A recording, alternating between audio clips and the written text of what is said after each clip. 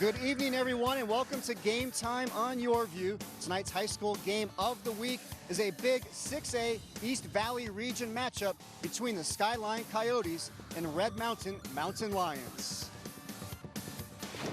Hello, everybody. Chris Harris here, along with former Dallas Cowboy and three-time Super Bowl champion Dale Hillestray.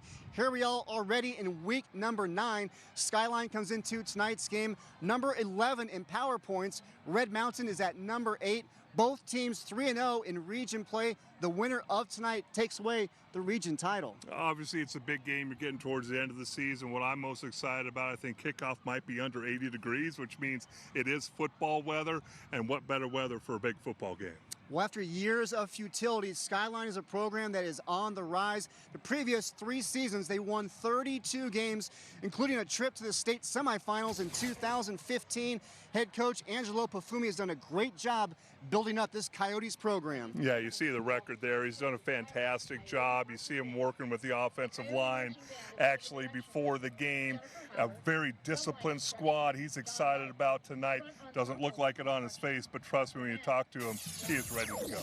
The Skyline offense is led by running back Aaron Wood. The junior ranks second in 6A in rushing yards with 1,121 on the season. Yeah, and he's been on a tear the last 3 games. You see the holes opening up in front of that offensive line, doing a great job, but he has great vision. He can break tackles. You're not going to bring him down with an arm tackle, and once he sees the end zone, look out.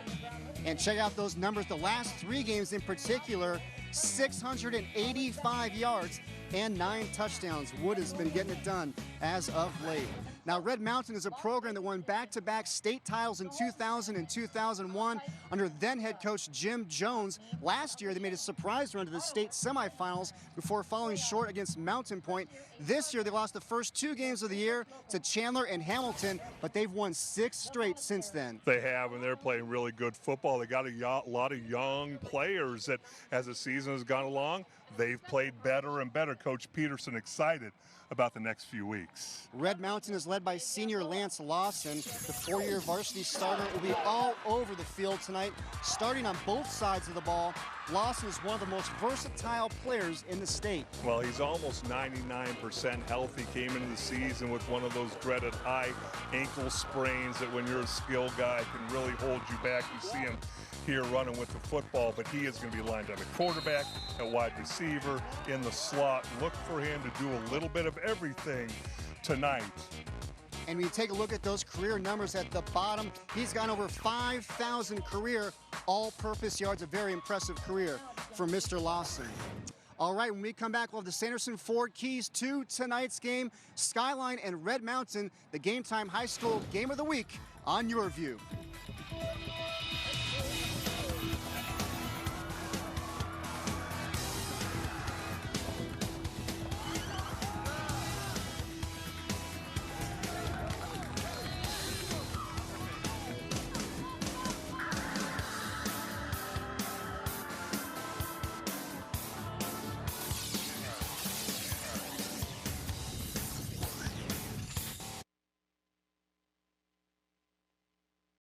Refresh yourself with a Polar Pop Cup from Circle K.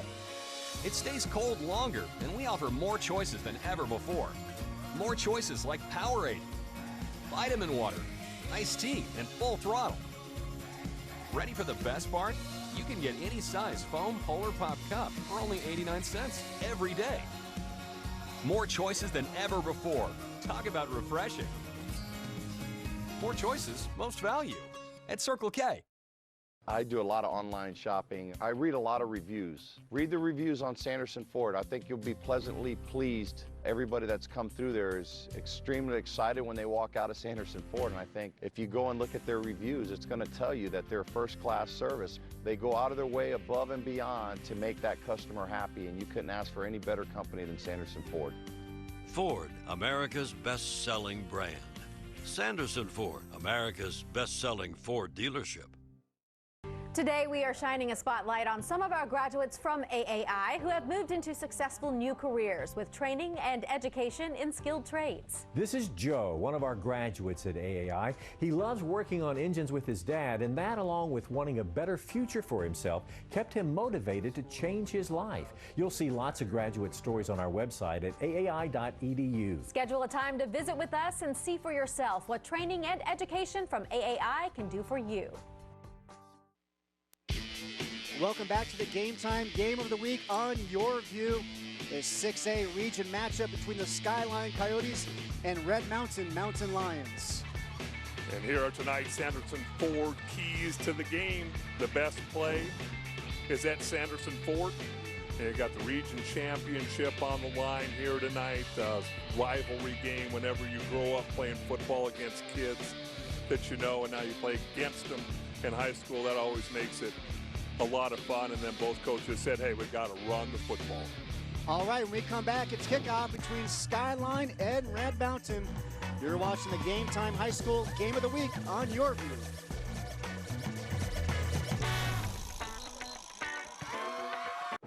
Why am I sitting here at this ridiculously long table in the middle of nowhere? To invite all my friends in the industry to try this.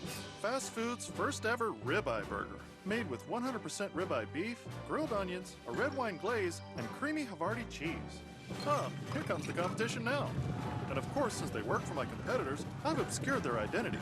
Except for this guy. He is so screwed. Try my new Havarti and grilled onion and all-American ribeye burgers. Are you talkies enough? Capital of Iceland. Reykjavik. R-E-E-Y.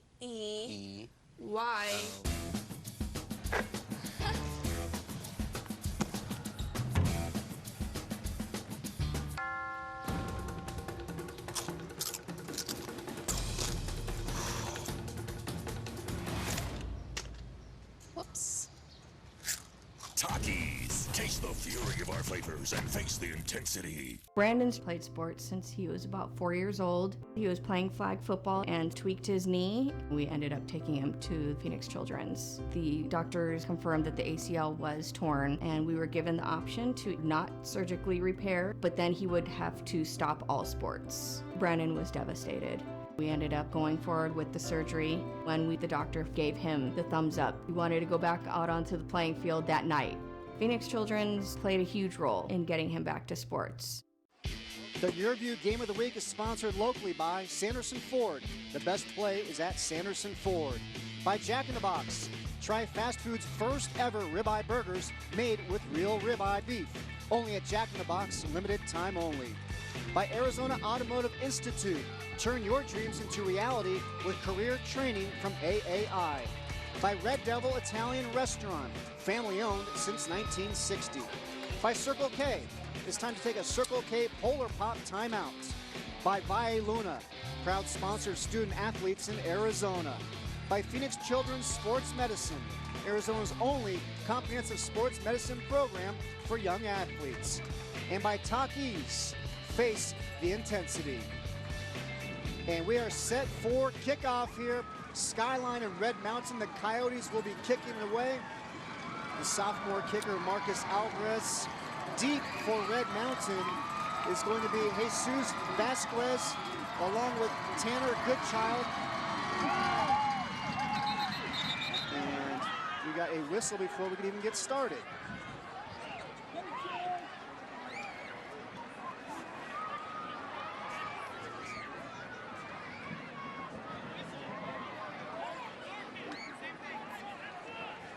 So we're going to reset. Marcus Alvarez just got brought up to the varsity last week, pardon me, just a sophomore. Let's try this again. And we are underway. On the return is Tanner Goodchild. Nice return there by Goodchild. Here's your Jack in the Box starting lineups. Try fast food's first ever ribeye burgers only at Jack in the Box, limited time only. Going to keep a little eye on right guard, Costin Cooley. He's only a sophomore, 6'3", 245 pounds. talented, has improved every game as this season has gone along. Just a sophomore, had 10 pancake blocks in the game against Basha. 1st and 10, Mountain Lions. It's going to be Lance Lawson in the Wildcat formation. Fakes the pass, tucks it away, cuts it to the outside. 1st down, Red Mountain. We touched on it off the top, Dale. One of the most versatile players in the state. Well, the one thing is, you line him up at quarterback, the ball's going to be in his hands. You line him up at receiver, guess what? You can double cover him. You can kind of take him out of the game plan. But if he lines up at quarterback, he is a threat each and every snap of the football. Dangerous player, no doubt about it, for Red Mountain. 1st and 10 from their own 49-yard line. This time, Lawson will swing it out to the right, breaking through some tackles. Number 21, Gerald Wilbon, and he is gone. Touchdown, Red Mountain. Gerald Wilbon, the 51-yard catch and run. Red Mountain strikes first. One thing about a running back as a Wildcat quarterback, can he throw the football? Can he keep the defense honest, or do you just stack the box against him? And Lance Lawson just proved he can get the ball out on the edge, and then Wilbon took it the rest of the way. Extra point is up and good. It's time to take a Circle K Polar Pop timeout. Red Mountain with the quick strike leads Skyline by a score of 7-0. Stay tuned for more game time on YurView after the Circle K Polar Pop timeout.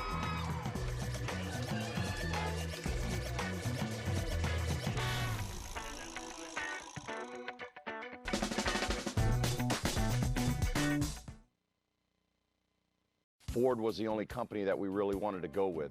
Their reputation, the credibility that they have, Sanderson has that. Sanderson Ford does a really good job with their start team. They got with each one of my kids and sat in the car with them, went over every detail of the car. And for them to take the time with each one of my kids and go over every little detail in the car, that's pretty unique.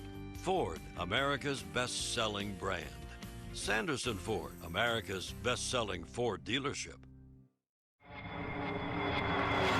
What makes Evett better than other schools is that it's very hands-on, and the teachers, you can tell they really want to teach. They love teaching their students. The people who work here really care about what they're doing.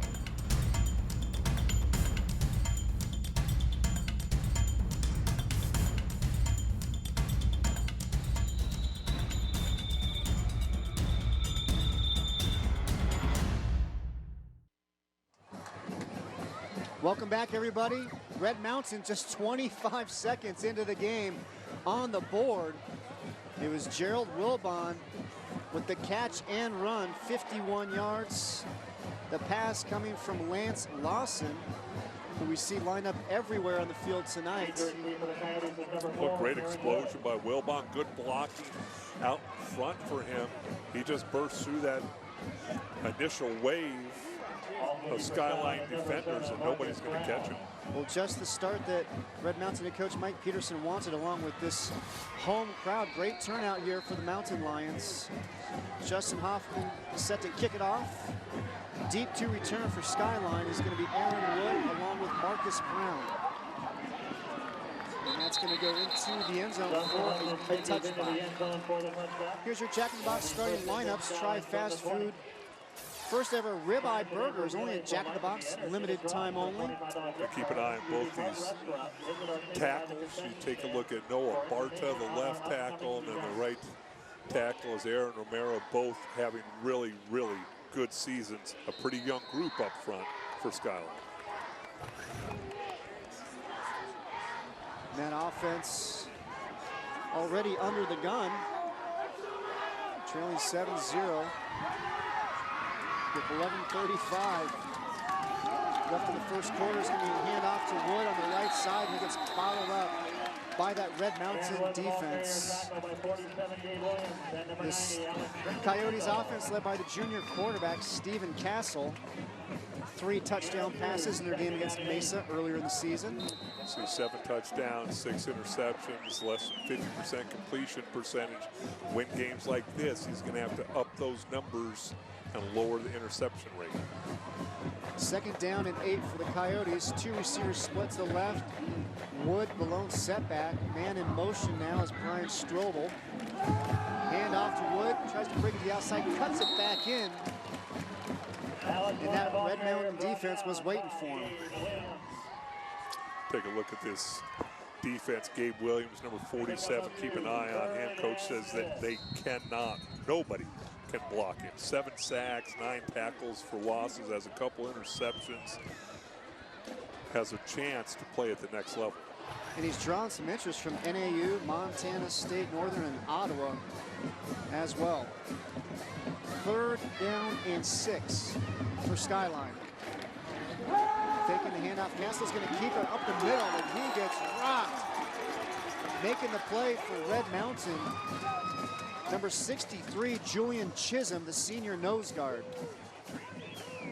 It's going to bring up 4th down. There's a hole there for a split second, but Chisholm, 250 pounds, closed that down in a hurry. Looked like he's going to let it go here. Took off up the middle. Slight opening, but Chisholm does a nice job keeping his eyes on. So the Coyotes punt it away. On the return is Wilbon. Breaks out of the tackle, still on his feet. We got a flag down on the play. Wilbon on the return. Penalty marker down. Tackle by number 40. Let's see what the penalty is.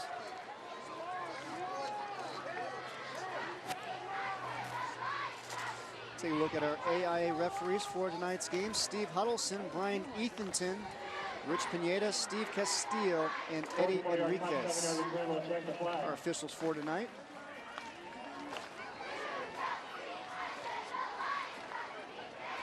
Penalty was a hold against Red Mountain. During the return, 36 red, 10-yard penalty, 1st down. Penalty is holding against Red Mountain. It'll be 10 yards from the spot. Look at Red Mountain head coach Mike Peterson, his first season at the helm for the Mountain Lions. He'd been serving as the defensive coordinator at Red Mountain since 2010.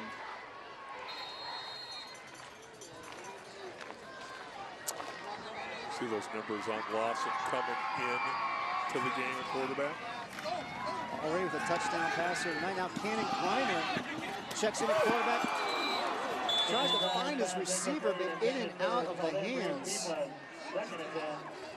of the intended receiver, Kaleem Peeplace. Goes incomplete as we see the numbers on Griner this season. And pretty good numbers there. Almost 64% completion rate. The one thing both quarterbacks for both teams need to make sure that they try and take care of the football. Throwing the ball to the other team is something that neither one of these teams can afford tonight. And Cannon Griner was excited this week. He picked up an offer from Rose Coleman Institute, one of the top engineering schools in the country. Hand off to Lawson here. So we've now seen Lawson at quarterback and now at running back. In on the tackle for the Coyotes is Angelo Arvayo, the senior defensive end. Arvayo and Crean's the middle linebacker, 73 tackles coming into the game. Arvayo, 27 tackles. How about that helmet? Looks like seen a lot of wear and tear here this season as we take a look at the Coyotes defense. Well, you take a look at Coyotes defense, those 2 inside guys, To'o, difficult to block. They are a devastating dynamic duo on that front line for Skyline. This Griner to Lawson. 1st down, Red Mountain.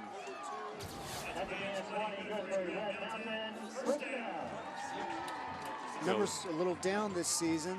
He suffered a high ankle sprain before training camp. His first game that he came back fully healthy was Mountain View a couple of weeks ago. 1st and 10, Red Mountain, 2 receivers split to the left. 2 running backs, ball's on the ground, Griner just falls on it. Kind of interesting, they go on balance, they take Carter Wheat, number 99, the junior tight end, and they move him to the other side, and then they're going to run to the weak side. Own man gets a piece of the football, ball gets on the ground. Griner does a smart thing, get on the football. That's why he's got a 4.11 GPA. And that's why he's got all these high-level schools looking at him academically. Sam To'o. Griner looks down the middle of the field, falls incomplete.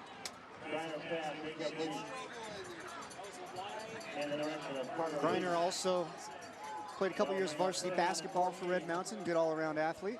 Looks like a little mix-up between quarterback and tight end. And quarterback thinks he's running the seam route. Wheat's looking to the outside. Brings up 3rd down and long. 7:47 remaining first quarter. Red Mountain leading Skyline 6-0.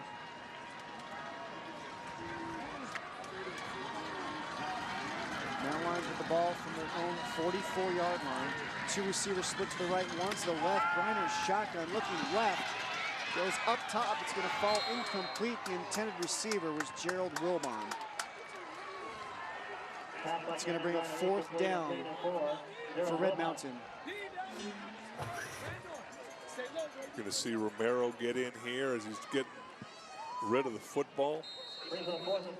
Nice job up the middle, getting pressure up the middle. Both these defensive tackles can do that, and that's what the Skyline defense counts on. 4th and 14. Back to punt. Riley Pagel for Red Mountain. Let's take a look at our Phoenix Children's Hospital Sports Medicine Injury Report. Specialized care for young athletes from first assessment to follow-up.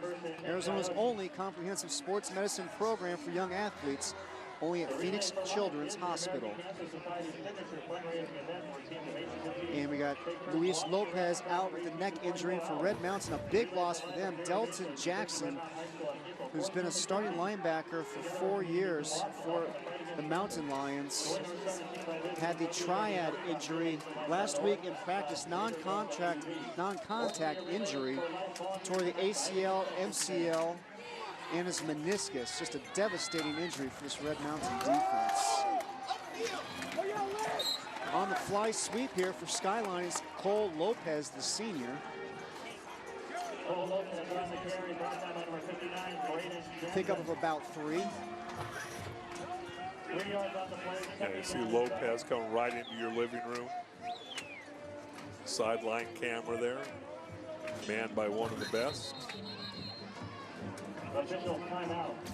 Lopez, you're going to see him a lot on those fly sweeps. Talking with Coach Pafumi, he said Lopez does a little bit of everything. He can play the slot, runs the fly sweep. And he has really blossomed here in his senior year for Skyline. 2 receivers split to the right. Handoff to Wood up the middle. Breaks a couple tackles, still on his feet. 1st down, Skyline. You just see the last 3 games that Wood has put together. Remember, he's only a junior. Just watch the push on that big offensive line. Good double team. Going to run through an arm tackle at 5'9", 175 pounds. Remember, Wood is only a junior. Came into the game with 1,121 yards rushing.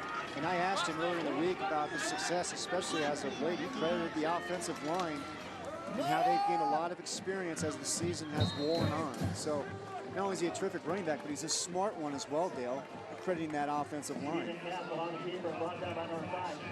Run a little option there, get a fullback in front of Wood, fake the handoff there, and then it's up to Castle. Be the defensive end, leave him unblocked. Defensive end goes out, you keep the ball, he crashes down, you pitch it, defensive end can't be right. And Castle showing Wood's not the only guy that can run the rock a little bit. Averaging 10.5 yards a carry this season. And now he gets it back to Aaron Wood. That pile just pushes forward. Showing some grit and determination right there, Aaron Wood.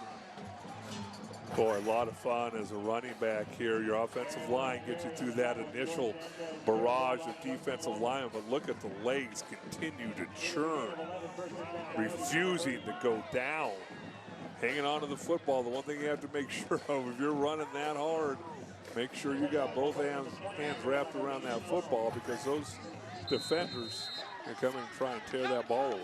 And Wood's only 5'9", 175, but he certainly runs hard. This time bounces it to the left.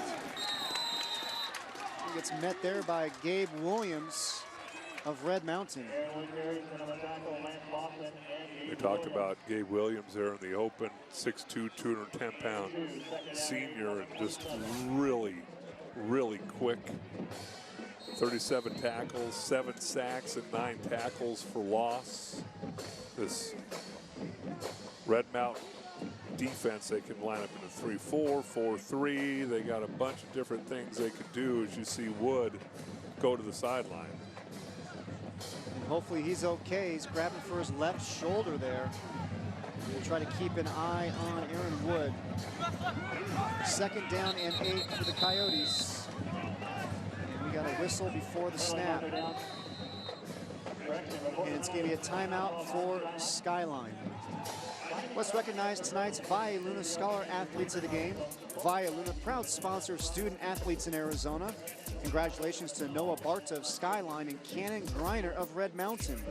Noah has a 4.1 GPA, wrestles and plays baseball. He's also an NHS, Paw Pals, and volunteers at Sousa Elementary and with Breakfast with Santa. Cannon has a 4.11 GPA. He's played basketball for 2 years. He's in the Link crew and volunteers his time with youth football. Congratulations to Noah and Cannon, our Valle Luna Scholar athletes. Well, I wonder if our producer, Rich Reed, carried out Cannon Griner's GPA to break the tie. Both 4.1s, but maybe Noah's just 4.10 and Cannon Griner's 4.11. Rich goes with what the guys give him, and Noah gave him the 4.1. And Griner gives the 4.11, so take a look at the injury suffered by Wood. Spins, takes a hit, comes down on that right shoulder, and you got guys dropping on top of you. Wonder if that's a shoulder, if it's a collarbone. And the ball is loose. Flag on the play, but it was Marcus Brown with the carry, the fumble, then the recovery, but there is a flag on the play. Remember, Marcus Brown, only a sophomore. A lock below the waist. 27 rushes, 194 yards on the year. Transferred in from Hamilton this season.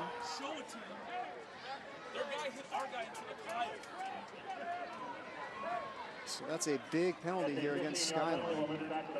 Filling the block below the waist, 52 white, 15 yards, still 2nd down. Angelo Perfumi wants some attention from the officials to get an explanation. As the ball is brought back all the way to Red Mountain's 43-yard line. So instead of having the ball inside of Red Mountain's 20, Coyotes are all the way back out to the 43-yard line, 2nd and 24. Castle with the handoff, working the left side, cutting it back in. Nice pickup there by Ethan Truesdale, the sophomore, but another penalty flag is down. Take a look at the middle. The previous penalty was called on 52, who fell down, and then he took a shot at the knee. Boy, ball that's, you know, there's 2 ways to look at that. One, why do it? Ball's 20 yards away from you. The other one is, that's pretty ticky-tack. During the run, holding, number 8 on the offense, 10 yards, still 2nd down. So it was a great drive going for Skyline. It's now headed the other way because of 2 costly penalties. Skyline head coach Angelo Perfumi's not happy about it. Well, they got it on Brian Strober. You can see him come into play on the left side of your screen right there. And the thing you have to be so careful of, there was not a hold there, but an official is looking for hands outside the framework of the body, especially at the point of attack. Skyline now back to their own 48. Castle rolls out to his right, fires, has his receiver. Making the catch for the Coyotes is Darius Glover, the senior wide receiver. Nice play there for the Coyotes, getting some of that yardage back. It was nice play there, trying to make it a third down and manageable. You're going to roll Castle out of the pocket, buy a little extra time, make it nice and easy reads on the quarterback. And nice catch by Glover, and makes it third down and 15. And that was the first pass of the night for Skyline, and it's Castle to Glover. Bring up third down and 15.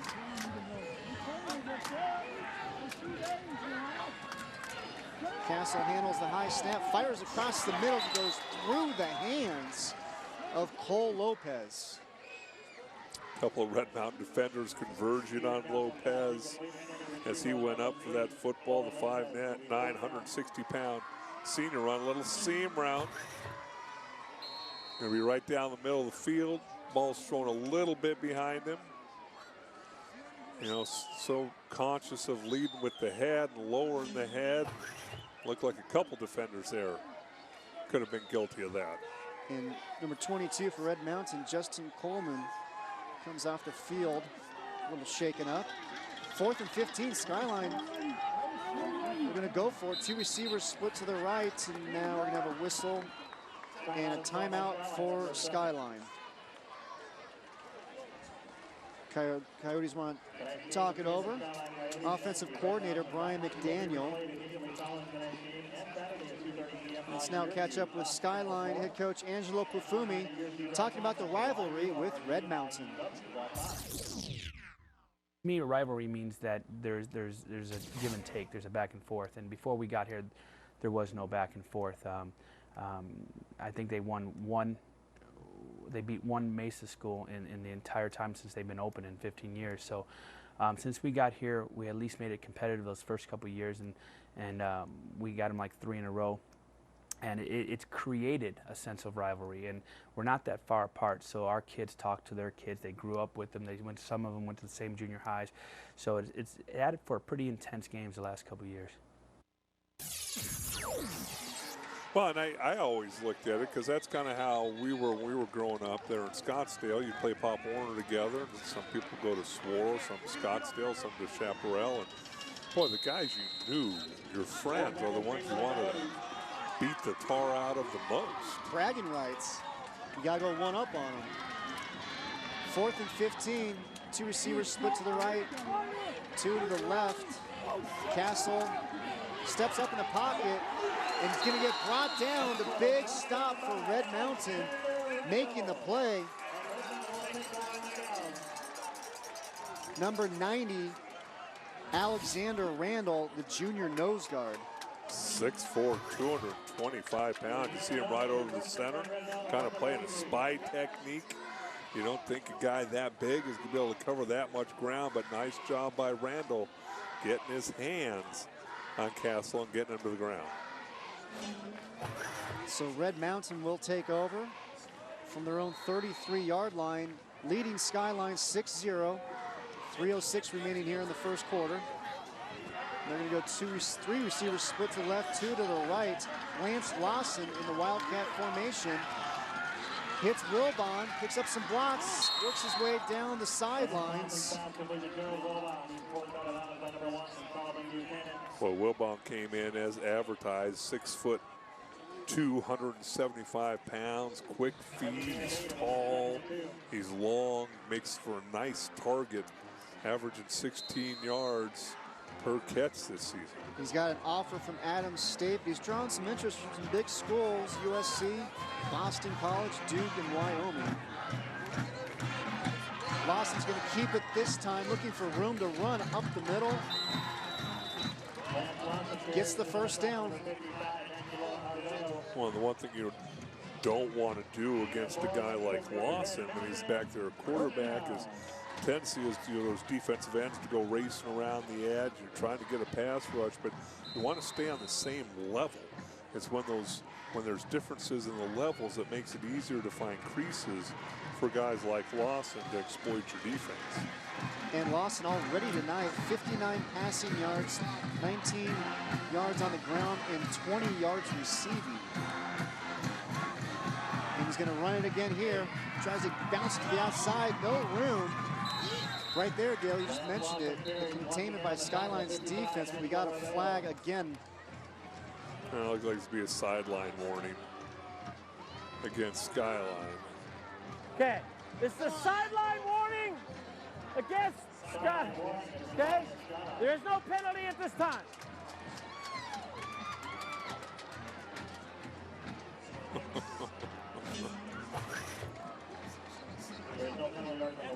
Gonna fake the pass, see if he can draw eyes to the outside, but great job by this Skyline defense rallying to the cause.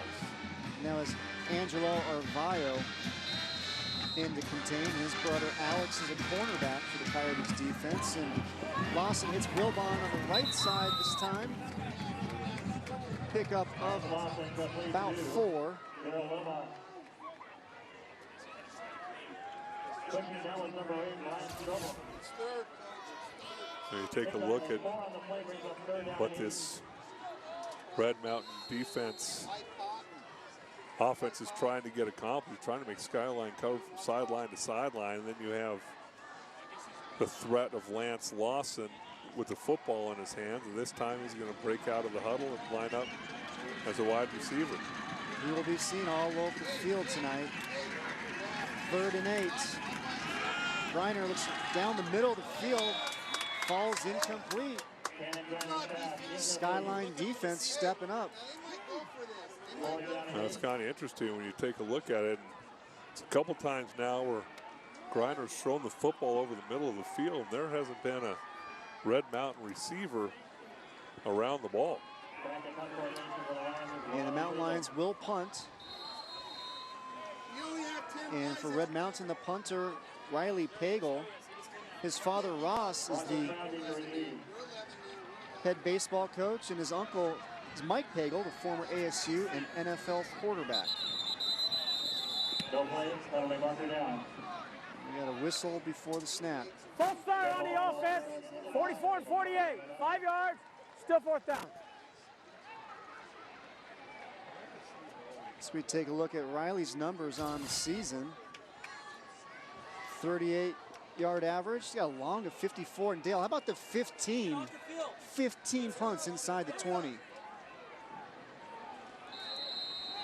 His uncle wasn't all that bad either. Mike, obviously a great quarterback, but punted a little bit as well. Riley gets it away. And electing to let the ball just roll is Marcus Brown. So Skyline will take over from their own 18-yard line. Well, the thing is, and I think it's really as there's another flag on the field, sorted out.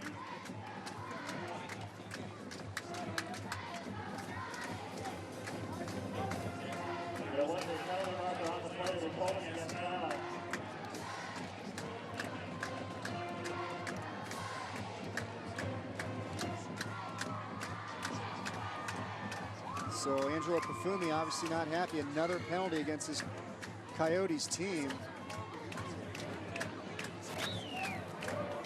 During the kick, holding on the receiving. The PSK enforcement has it into the goal. 1st down, White. And as Skyline's offense comes on the field, we just got word that their star running back, Aaron Wood, suffered a broken collarbone. And that's what we were told. He would be out for the rest of the game. That is the word from the Skyline sidelines, and that is a huge blow to this Coyotes offense. They got some guys who can run the football, and obviously Wood having a magical 3-4 week run here. They still have some guys who run the football. What makes it difficult is the fact that you're having to go 89 yards. You're going to have to be able to throw the ball just a little bit to keep this defense honest, because, you know, in this day and age, to go on a 12 to 14 play, 85-yard drive without penalties is really, really difficult to do. Castle rolling out to the right, goes through the hands, almost an interception there for Red Mountain's Joey Sanchez. Boy, that could have been a big play there for the Red Mountain defense. Joey's eyes, I'm sure, got really, really big right there, and he's a tight end too. You're not going to get many opportunities like that. You can see the look on his face. But if you're Stephen Castle and you're Angelo Pafumi and Brian McDaniel, the offensive coordinator, you need to be careful here. You do not want to turn the ball over and give this Red Mountain team any short of a field than they might already get.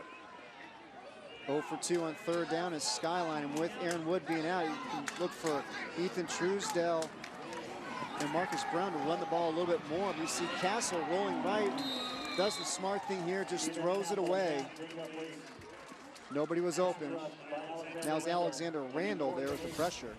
Another one of those young guys, a junior. You see the 5 sacks, forced fumble, 40 tackles. That's an awful lot of tackles from a defensive tackle on the season so far, and that goes down as another quarterback pressure. And the quarterback, Stephen Castle, is back to punt for the Coyotes.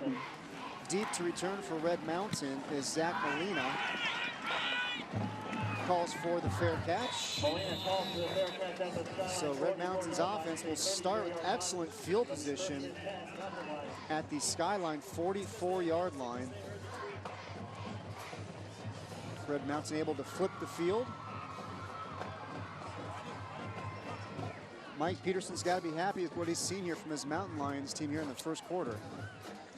Well, I think every coach is going to say that you've left some plays out on the field, but you do have a 6-0 lead here with a minute left in the first quarter. Cannon Griner in at quarterback. 2 receivers split to the left. 2-back set.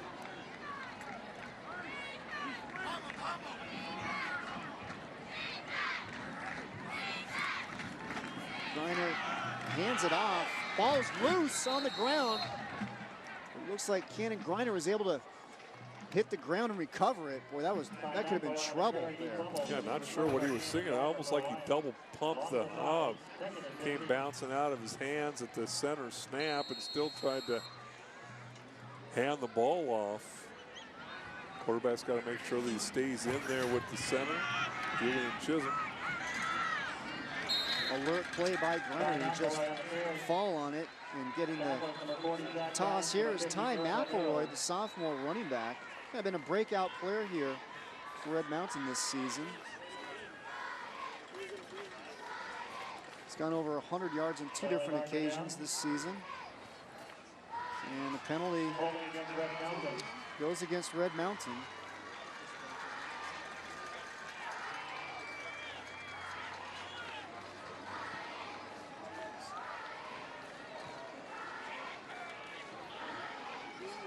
After the play, personal foul, 23 red, 15-yard penalty, third down. So that was the running back who carried the ball, Ty McElroy, getting the penalty. Takes the pitch, cuts it upfield, tackled on the ground. Let's hope it happens sometime after that. This now becomes third down and 27 for Red Mountain. Third and forever. And it's going to be Griner running it. Has some room. Griner, big pickup for Red Mountain. It's going to be a couple yards short of a first down. But a 23-yard run by Cannon Griner. What it did was it made it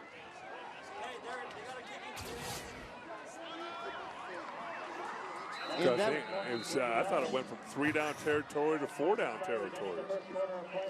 And that will bring an end to the first quarter here at Red Mountain High School. And it is the Mountain Lions leading the Skyline Coyotes by a score of 6-0. You're watching the Game Time High School Game of the Week on YurView.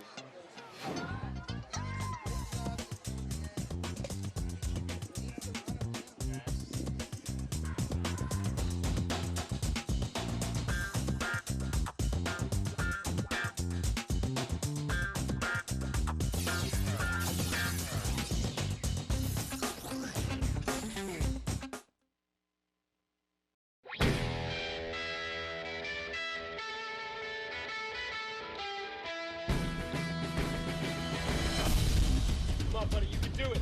Oh man, this is so good to be on. Looking for a real good time? Come to Red Devil, where old traditions become new.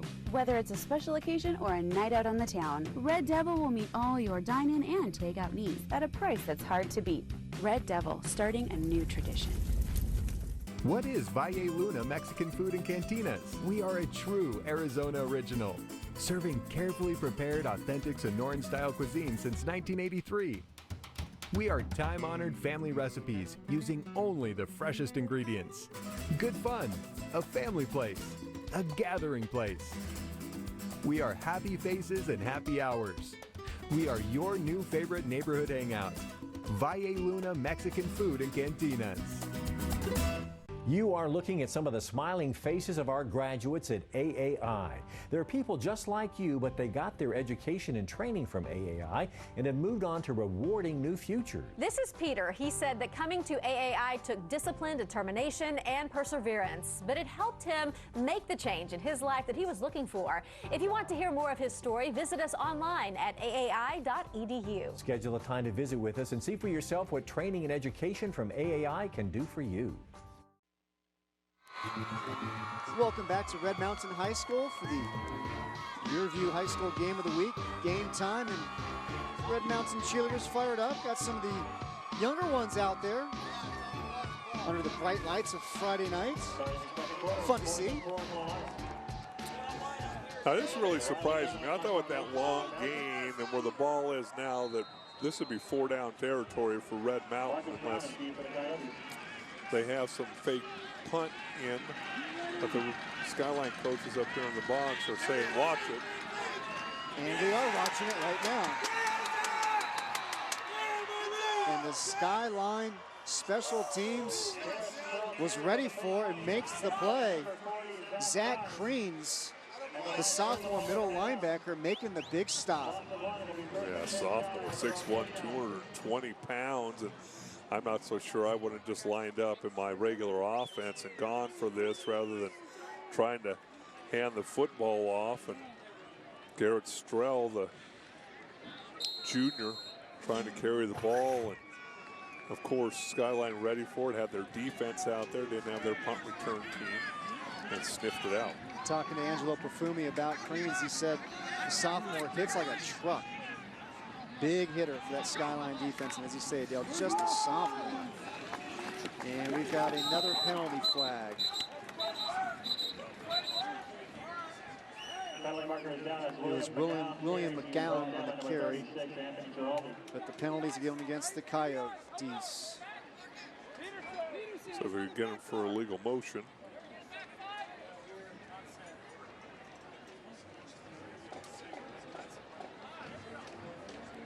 Illegal shift, not all players were set. 5 yards, repeat first down. And we do want to reiterate, as Skyline's offense is on the field, the word we got from the sidelines was that their running back, Aaron Wood, suffered a broken collarbone. That's what we were told. Just hate to hear about something like that happening to any kid, especially as your 8th game of the season, the playoffs are on the horizon. Season he is putting together. Ball is on the ground, but the play was whistled dead. Yeah, we're in week 9 right here. Next week's the last game of the regular season. This is, you never want to see anybody get hurt, but especially heading into the postseason. Right. Well, it seems to, again, just sitting there, if you don't look at the scoreboard, you go, boy, it seems like Red Mountain's kind of dominated this game. But yet it's a 6-0 football game. Still a one-play game. 2nd and 11. Castle fires to Lopez, who hauls it in. Well, this Red Mountain defense, the coordinators, Kyle Enders. Just talked to Mike Peterson before the game a little bit. They're kind of they line up as a 3-4 defense, but they can morph into a 4-2-5. It's kind of like an Alabama type of defense where they feel they can stop just about anything you throw at them by making adjustments. And you see Kyle Enders right there. And you adjust as the game goes along. And his defense, Dale, 30 sacks, 9 interceptions. And Red Mountain is a +8 in turnover margin this season. Castle looks down the middle. Intercepted. Red Mountain picking up the big play for the Mountain Lions is Isaac Thompson, the junior strong safety. And we got another penalty flag on the field. It was Isaac Thompson coming up with the big play for that Mountain Lion defense.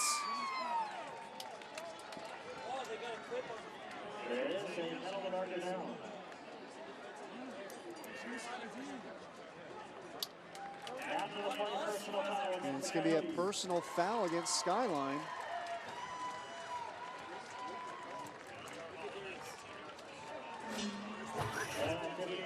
Dead ball, personal foul, number 7 White.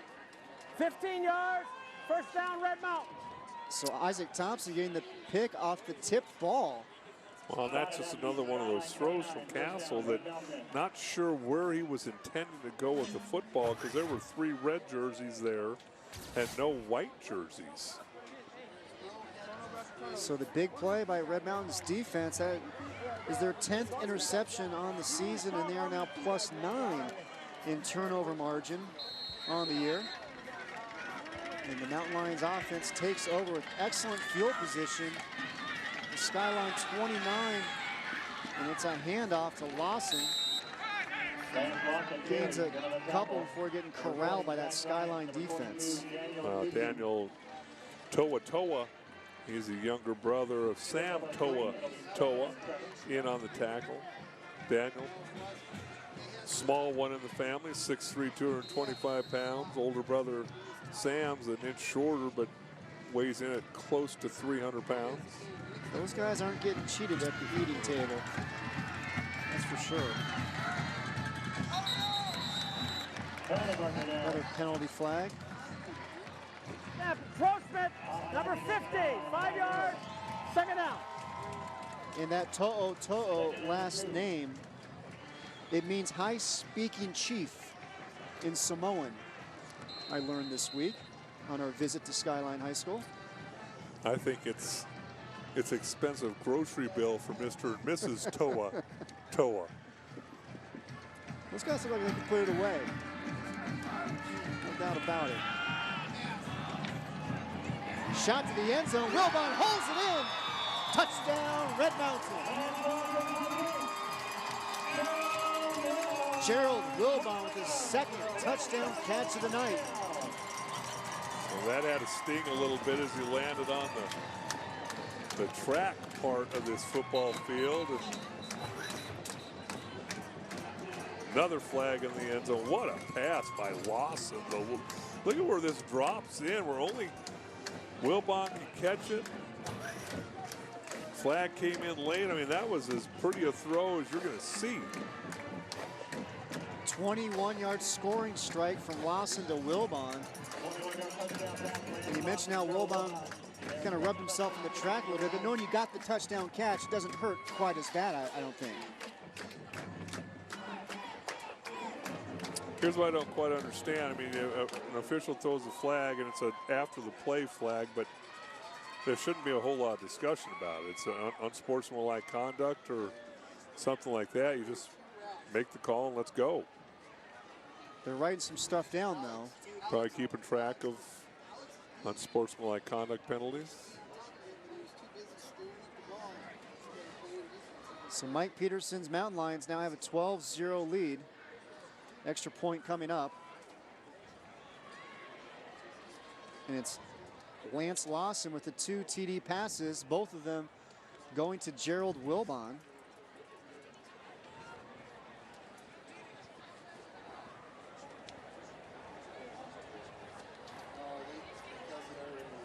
Okay, we have after the play, we have unsportsmanlike conduct on each team. First of all, number 14, red, unsportsmanlike conduct. Secondly, number 7, white, unsportsmanlike conduct. Those penalty yarders will offset. We'll have the untimed down for point. Okay. As Mike Peterson gets the explanation.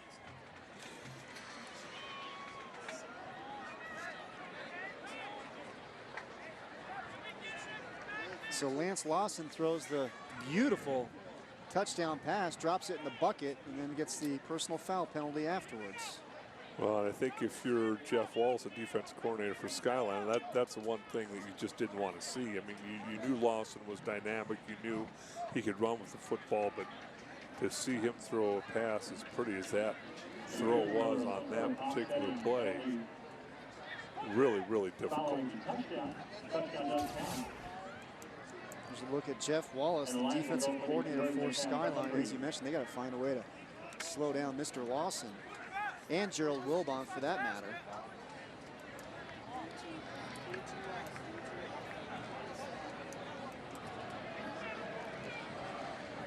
So Red Mountain now getting set for the extra point. It looks like they're going to go for 2 with Lawson in the Wildcat formation. As now the officials are giving Angelo Pafuni an explanation as well.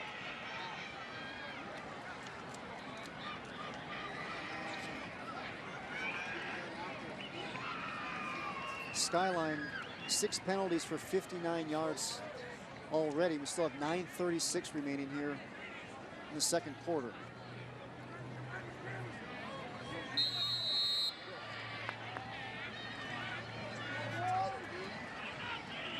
Mountain Lions going for 2. Lawson in Wildcat formation.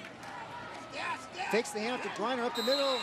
And the 2-point conversion is good for Red Mountain. And it's now time to take a Circle K Polar Pop timeout. Red Mountain leading Skyline by a count of 14-0. Stay tuned for more game time on YurView after the Circle K Polar Pop timeout. Refresh yourself with a Polar Pop Cup from Circle K. It stays cold longer, and we offer more choices than ever before. More choices like Powerade, vitamin water, iced tea, and full throttle. Ready for the best part? You can get any size foam Polar Pop Cup for only 89 cents every day. More choices than ever before. Talk about refreshing. More choices, most value. At Circle K. Are you talkies enough? Capital of Iceland. Reykjavik. R-E-E-Y.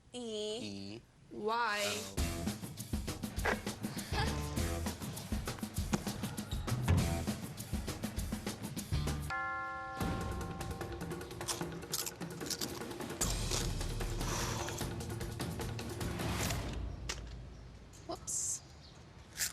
Talkies. Taste the fury of our flavors and face the intensity. Welcome back to the Game Time High School Game of the Week on YurView. And Red Mountain leading Skyline by a score of 14-0. Lance Lawson, 2 touchdown passes, both from the Gerald Wilbon. And here's a look at the second one.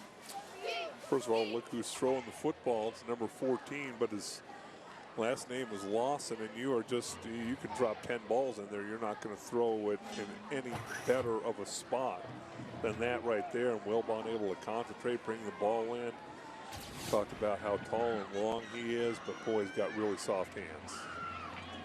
And Red Mountain started off with excellent field position. Scoring drive, 2 plays, 29 yards. in 58 seconds. To take that 14-0 lead. Justin Huffman to kick it away for the Mountain Lions. The ball will make its way into the end zone for a touchback.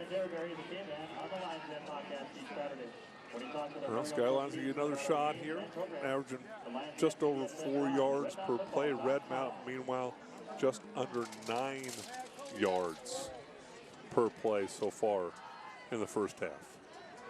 Skyline's offense came into tonight's game averaging just under 33 points per game, averaging 247 yards on the ground, 115 through the air. But that ground game is taking a bit of a hit with Aaron Wood being out. And we now have a new quarterback under center for the Coyotes, and faking the pitch and keeping it. Nice run there by Marcus Brown, the sophomore, now under center. He's a sophomore, thrown a couple passes this season. Obviously, hoping to get some athleticism in there. You see him 6'1", 170 pounds, run the option. He's a threat to keep the ball.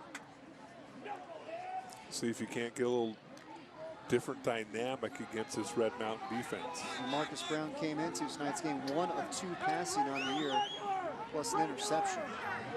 Trying to get things going here for the Coyotes offense. Hand off to Truesdale, cuts it inside, up the middle, room to run.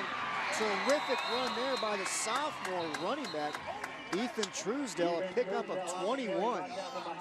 And is another penalty flag. We talked about Wood the season he's having. Well, Truesdale's only a sophomore, averaging 9 yards per carry. You could see the vision. Offense, number 14. And the explosion. Repeat first down. And it's just, it always becomes disheartening when there's a penalty every other play, and this crew gets them all. But what a run by Truesdale. Truesdale's numbers on the season, 22 carries, 197 yards. The guy's got good speed, aggressive, and he's just a sophomore. And Coach Pafumi said he's still learning the game. You see, Coach Pafumi just saw the holding call on their iPad. That was his reaction. Didn't quite agree with it. Is that what you're thinking? Marcus Brown tries to bounce it to the outside, but that Mountain Lion defense is waiting for him. Gabe Williams and Joey Sanchez in on the tackle. And another penalty flag.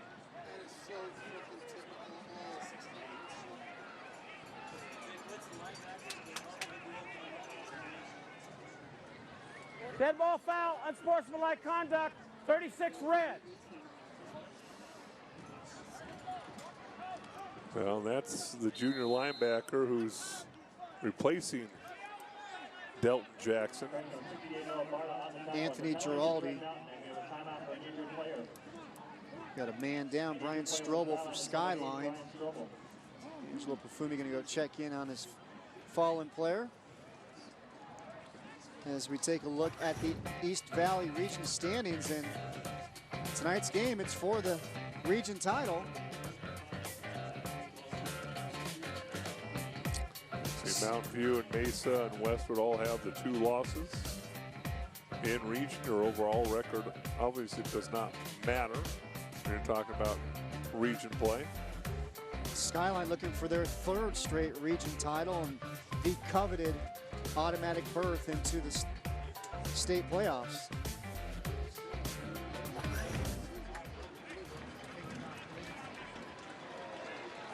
Before Mike Peterson came to Red Mountain, he was an assistant coach at Mountain View under Bernie Buskin, and also an assistant under Jim Ewan at Chandler.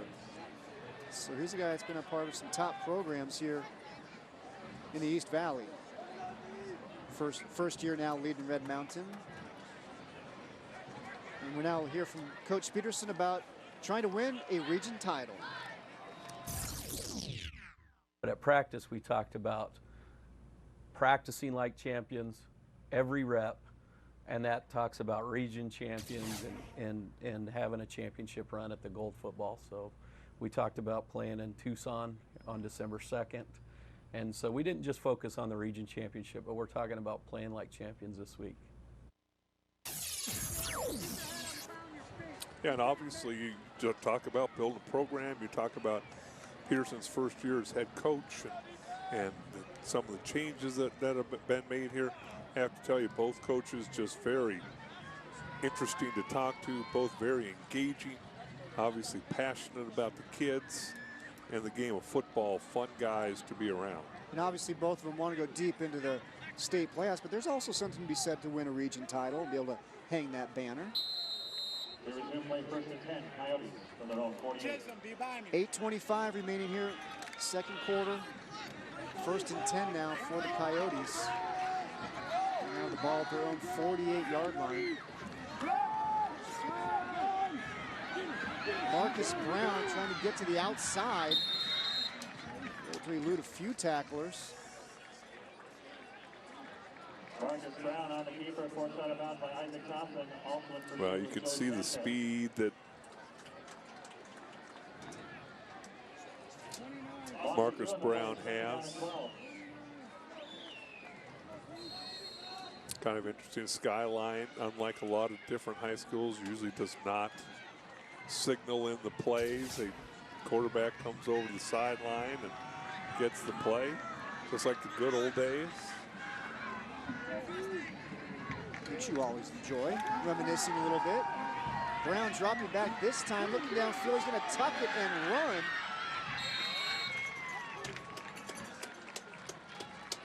Brown showing some of that athleticism. Very good coverage downfield by Red Mountain. Nowhere to go with the football. You know, you got a young quarterback, and I hope he's not already winded in this game. This is not even halfway through the second quarter, but he's had to do a lot of running.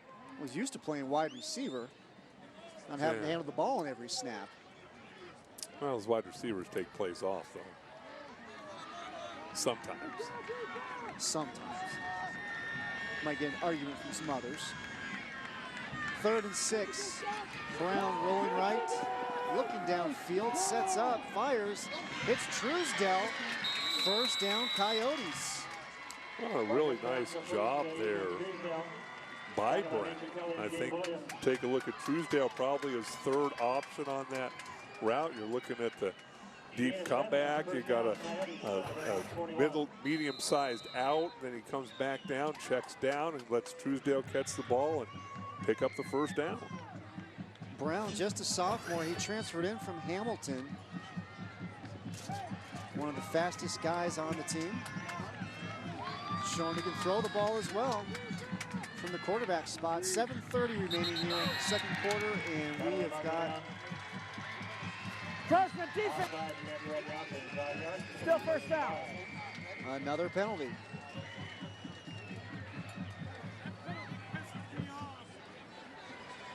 This one will go against Red Mountain.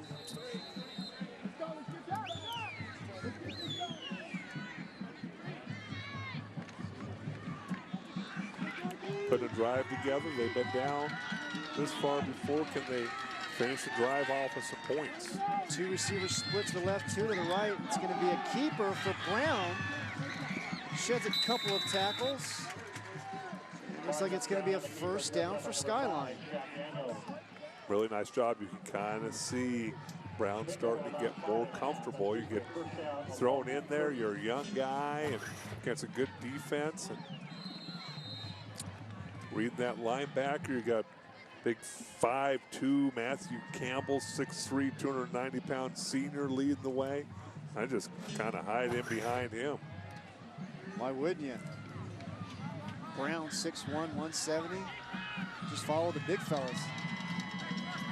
1st and 10 from the 29. Brown left side. Can't quite get all the way to the outside. Gets pushed out of bounds by Francis Kumi, the junior defensive end. Well, what's going to exhaust him is he continues to run for the sidelines, and it's 40 yards away. You can see he's already winded. He is much better when he's running north and south rather than east and west. And yeah, he's quick and fast, but This Red Mountain defense has some guys who can run too. Yeah, Francis Kumi, the defensive end there. His mom is from Sierra Leone. His dad is from Ghana. And they both moved to Mesa from their respective countries while they were in high school. And they actually met at Westwood. It was fun to get that story from Kumi earlier this week. Red Mountain defense stepping up. And another penalty flag comes flying in. It was Major Kelly with the tackle, though.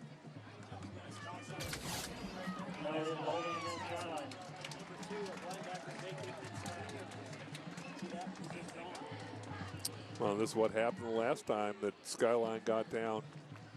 Holding, 68 White. 10-yard penalty, be second down. In scoring territory, they kind of shot themselves in the foot. That'll bring the ball back to the 40-yard line. As we see the penalties. 8 penalties now against Skyline for 79 yards.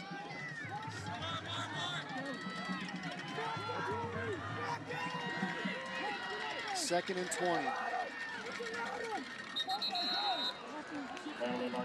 Another penalty.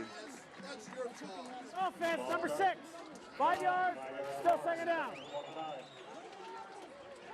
Well, that's what's so frustrating for Skyline. Obviously, holding calls are going to happen throughout the course of the game, but those pre-snap penalties, especially from a wide receiver who's watching the football, those are what will completely frustrate a coaching staff.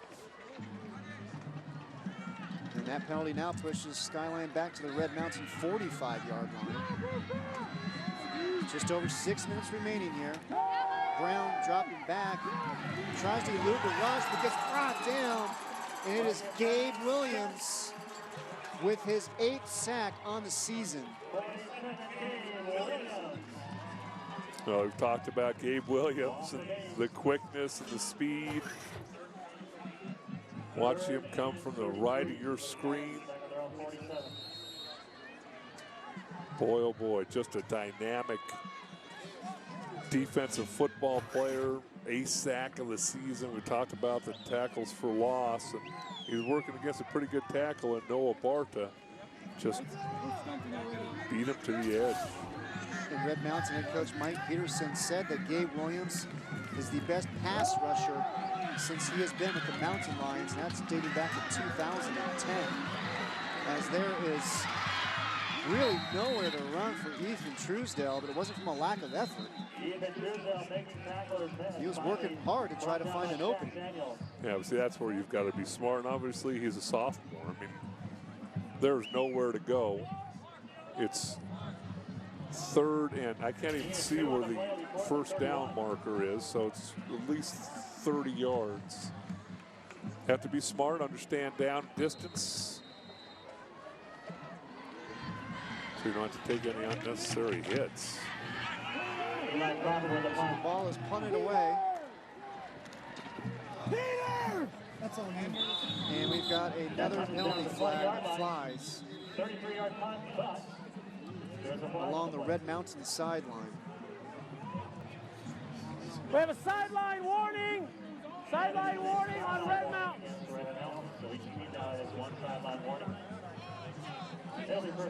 That was Eli Crawford with the punt for Skyline.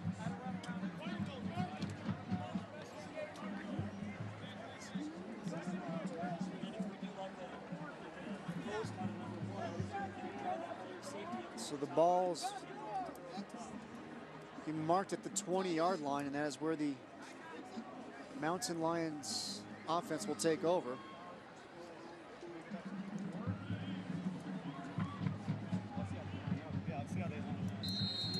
These two teams met twice last year in the regular season matchup. Skyline got the victory 17-14, and they met again in the first round of the playoffs. Red Mountain got the win there 16-13. And Lance Lawson with the carry here. Again in the Wildcat formation. Well, again, that Wildcat formation just becomes so much more dynamic when you can complete a pass or two, much less, you know, a go route, drop it in the bread basket from 30 yards out like Lawson did earlier in this game. Lawson has offers from U of A, which he visited last weekend on an unofficial visit. Also got offers from Montana, Southern Utah, and Northern Colorado. And he's going to keep it here, working to the right side. Coming up to make the tackle, though, for Skyline is Solomon Buchanan, the junior defensive back. A lot of young players on the Skyline team. You know, when you look at guys playing both sides of the ball, and now Red Mountain right back on the football, third short. And Lawson working the right side, runs past the sticks and picks up the first down for the Mountain Lions. And he's going to come up limping a little bit after that play. Well, that's the thing about those high ankle sprains is they never, you get one and they never really heal and feel better. It's kind of like a groin. You tweak a groin and you rest it and it feels good until something happens. But it can be with you all season long. It looks like it's that ankle again for Lance Lawson. And he missed the Chandler game, the first game of the season.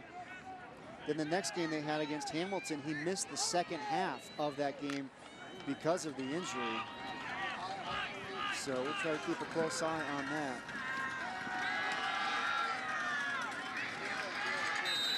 Handoff here. Red Mountain, Ty McElroy with the carry. There's To'o Sam in on the tackle. How about that helmet? Seen a big season there. A lot of nicks and cuts on that thing. So it's Cannon Griner back at quarterback. One receiver split to the right, one to the left. Fakes the handoff, tries to find his receiver. It goes over the head of the fullback, Nick Scow. Well, you're talking about some nice targets for the quarterback and Cannon Griner. The passing game, just other than the 2 touchdown passes, and really the first one from Lance Lawson wasn't so much a pass as a pitch to the sideline. But obviously, if you're going to go someplace in the playoffs, you have to complete some passes. And we're now going to get a timeout on the field.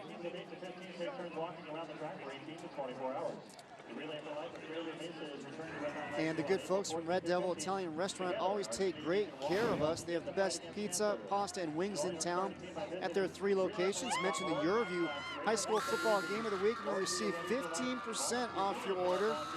Here's tonight's Red Devil delivery of the game. Family owned since 1960, and it's the Skyline Cheer Squad all fired up. Get a couple boxes of pizza. Was at Red Devil last night. See the pass from Lance Lawson. Lawson to Wilbon does the second touchdown connection between the two. What a throw. And just so you know, you mentioned YurView game time. That 15% discount works. Went and saw my senior niece in Paradise Valley last night, played her last volleyball game. We went to the Red Devil there on Bell Road. Had a nice, delicious dinner. Mentioned YurView game time, 15% off. Nice. You also had a couple slices up here before kickoff. So, always a good bite. Let's have full start on the offense, number 99. 5 yards, third down. It was always interesting to me to see a tight end, and that's Carter Wheat. Number 99, only a junior, 6'3", 215 pounds. Room to grow into that frame. And he actually didn't play last season. He tore his ACL in a passing league game. He was expected to start at weak outside linebacker as well as tight end. So it's just great to see Carter on the field here this season for Red Mountain. As Griner's going to keep it, tucks it, Gets brought down by Truesdell, but a nice pickup there by Griner, but it's going to be short of a first down. It's going to bring up 4th down and about 3. Well, you could see Griner knew where he needed to get for the first down. You know, Coach Peterson just talked about the kid's a winner. He finds a way to win games, probably not always pretty, not always dynamic, but finds a way to win, which is the #1 goal of a quarterback and every football player. Riley Pagel with a great punt. Pulling it in for the fair catch is Cole Lopez. A 38-yard punt for Pagel. No yards on the return. And how about Skyline? Hasn't exactly been the cleanest first half for them, but it's still just a 14-0 game with 2:30 left here in the second quarter.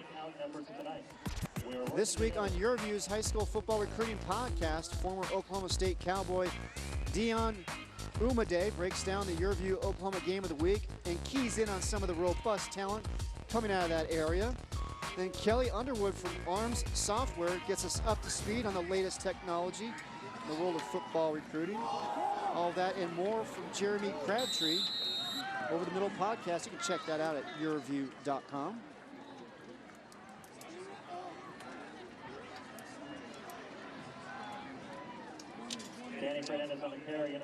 And there's a look at the Skyline starting quarterback, Stephen Castle, the junior. Well, it looks like it might be ribs, could be an arm.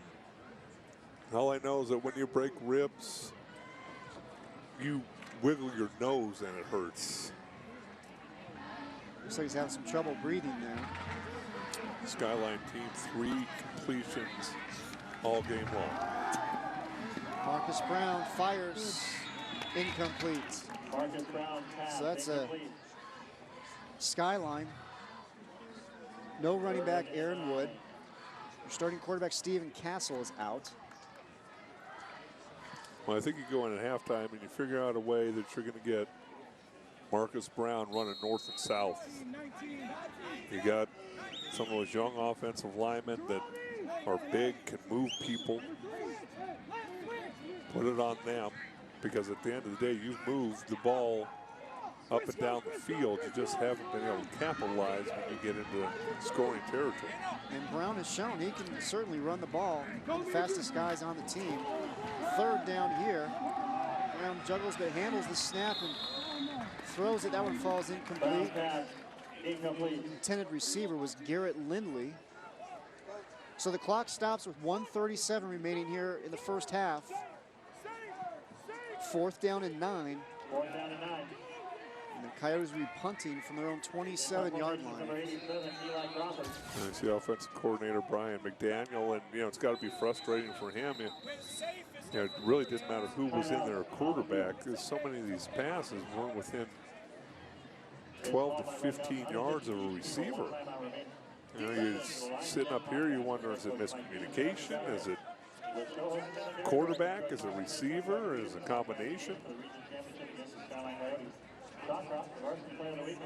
When you got a new running back and a new quarterback, some things are changing. And speaking of changes, how about the new AIA realignment, which was released this week for the next 2 years, and we see what the enrollment numbers are per class. And then some of the bigger stories, Dale, is who's going up, who's going down, and who's staying right where they are.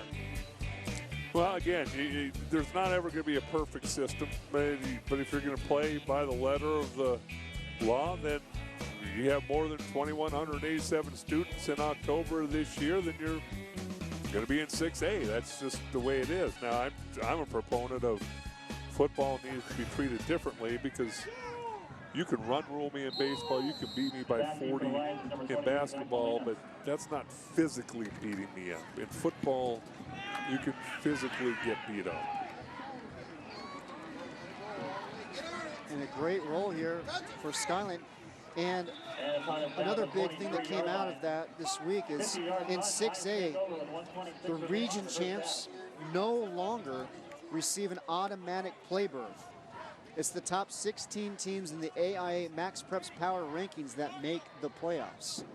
So you don't have to worry about being a seed that's on the bubble, being bumped out by a much lower seed based on them winning the region title. There's so many different ways to do these things. Over in San Diego last weekend, and they go expressly by max preps, and the top 8 schools go into Division I playoffs, and the next 8 schools go into Division II playoffs. All of them make it.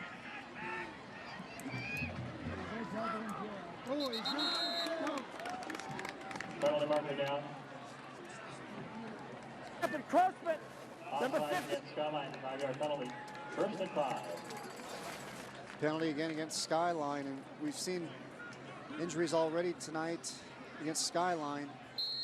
We saw Lance Lawson limping off the field last time the Red Mountain had the ball, but good to see him back out onto the field. You know, that's just one of those things. You can get treatment, take care of it, and feel good for play after play after play, and then one wrong cut, and it can start bothering you again.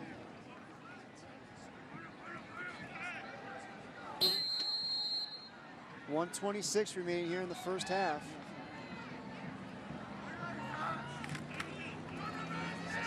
Lawson's going to keep it. Fights for some yards. For a couple, and that's a big part of Lawson's game too, is his cutting ability. Yeah, see, a high ankle sprain would have never bothered me when I was playing, because you have to be an athlete to lose some of that niftiness. That's a big part of his game. And obviously it's going to affect the way he plays and the confidence in which he runs and cuts. He was first team All-State last year as an athlete and the 6A Offensive Player of the Year. So he's certainly dynamic when he is at full speed. Lawson bouncing it to the outside here, steps out of bounds. Picks up what looks to be the first down. We have another penalty flag. Looks like in the area of holding. There is a penalty on the play.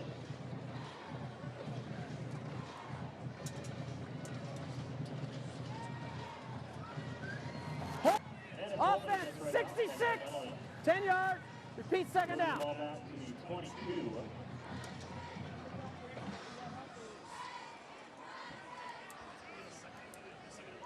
45 seconds remaining. First half. Red Mountain now with the ball at their own 22-yard line.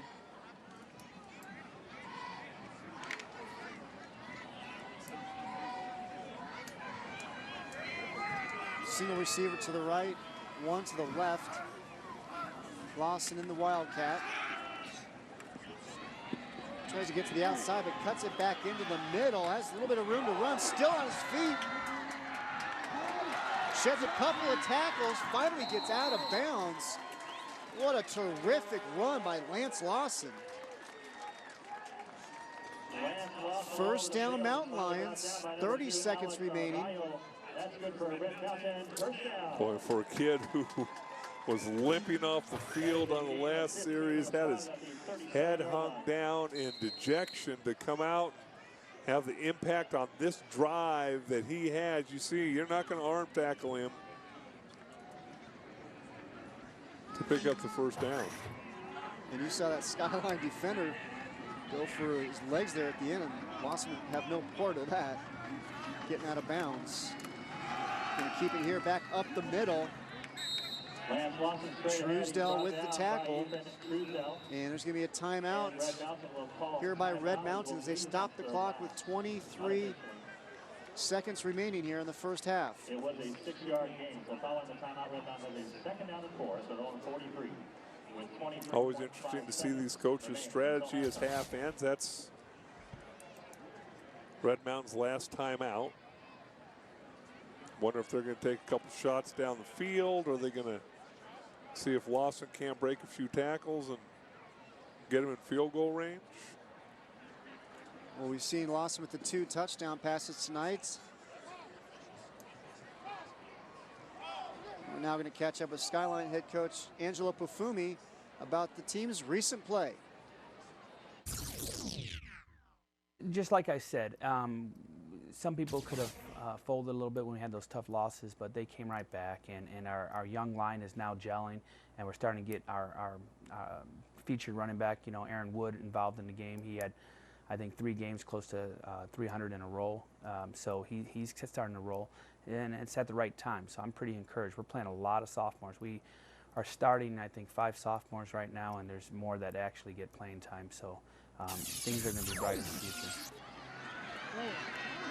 Cannon Griner dumps it off to Lawson, gets tripped up. Mountain Lions do pick up the first down, though, at the Skyline 49-yard line. Remember, clock stops while they reset the chains. So Red Mountain's offense hustling the line of scrimmage. The clock has been wound to run, and now we have another penalty flag.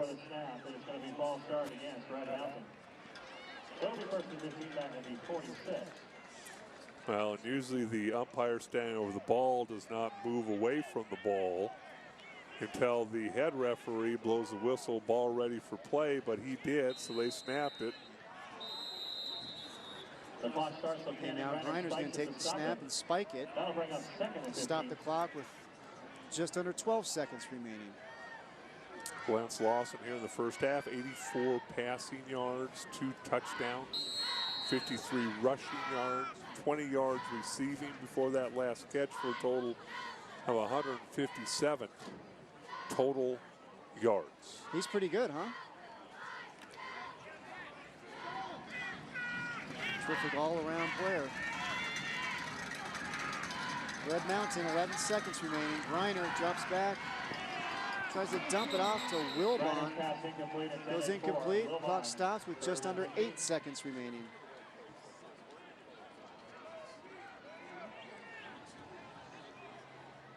And it's going to bring up 3rd down and 15 for the Mountain Lions.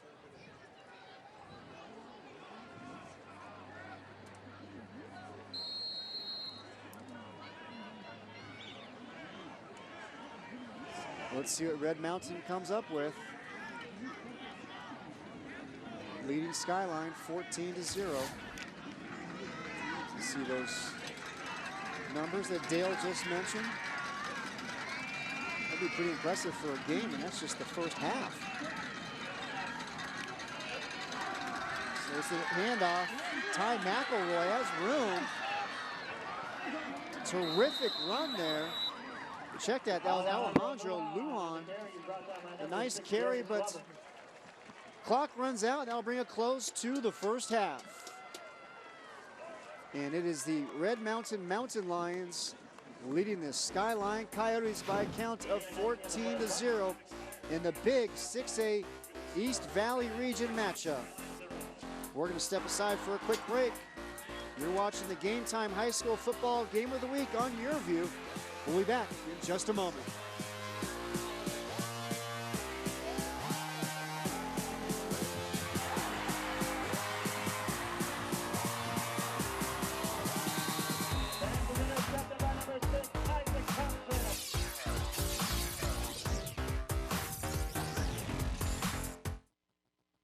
I do a lot of online shopping. I read a lot of reviews. Read the reviews on Sanderson Ford. I think you'll be pleasantly pleased. Everybody that's come through there is extremely excited when they walk out of Sanderson Ford. And I think if you go and look at their reviews, it's going to tell you that they're first-class service. They go out of their way above and beyond to make that customer happy, and you couldn't ask for any better company than Sanderson Ford. Ford, America's best-selling brand. Sanderson Ford, America's best-selling Ford dealership. Why am I sitting here at this ridiculously long table in the middle of nowhere? To invite all my friends in the industry to try this. Fast food's first ever ribeye burger. Made with 100% ribeye beef, grilled onions, a red wine glaze, and creamy Havarti cheese. Huh, here comes the competition now. And of course, since they work for my competitors, I've obscured their identities. Except for this guy. He is so screwed. Try my new Havarti and grilled onion and all-American ribeye burgers. At AAI, we are committed to the success of our students, and we'd love to help you reach those dreams and goals you've set for yourself. We offer training in skilled trades. This is Letty. She said when she initially came to the campus for a tour, it was our combination welding program that caught her eye, so she decided to enroll. If you'd like to know more, visit our website at aai.edu. Schedule a time to visit with us and see for yourself what training and education from AAI can do for you. Welcome back to the Game Time High School Football Game of the Week. On YurView, we're at Red Mountain High School. It's halftime, and the Mountain Lions leading the Skyline Coyotes by a count of 14-0. Well, number 3 in the country, St. Thomas Aquinas, came to Phoenix 2 weeks ago with 27 players having Division I scholarship offers and back-to-back Florida State Class 7 titles under their belts. They traveled to play a Centennial team as an Arizona power. Something had to give, and something did give. Photographer Isaac Easley and editor Patrick Marrero bring you some sights and sounds from this epic matchup that rocked the high school football nation.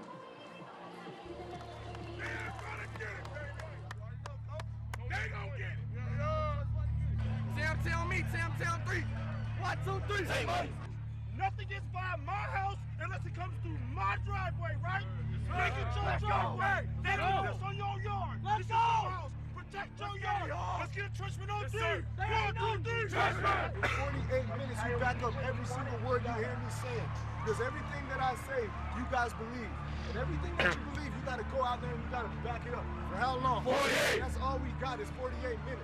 That's our survival time. That's our guts and glory.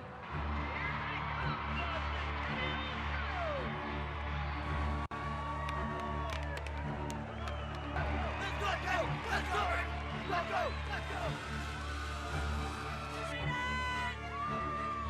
Beltran rolls right, has his receiver making the catch. 3rd down. Zidane Thomas, the stiff arm, bouncing to the outside. Another stiff arm, still on his feet. You're doing your job. That's all we had to ask you to do is your job.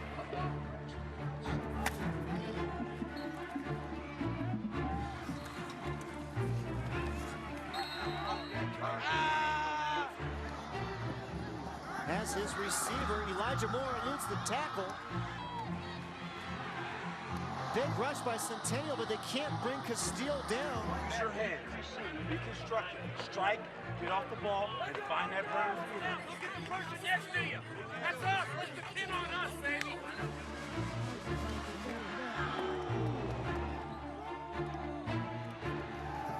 Castile looks right. He's going to get sacked.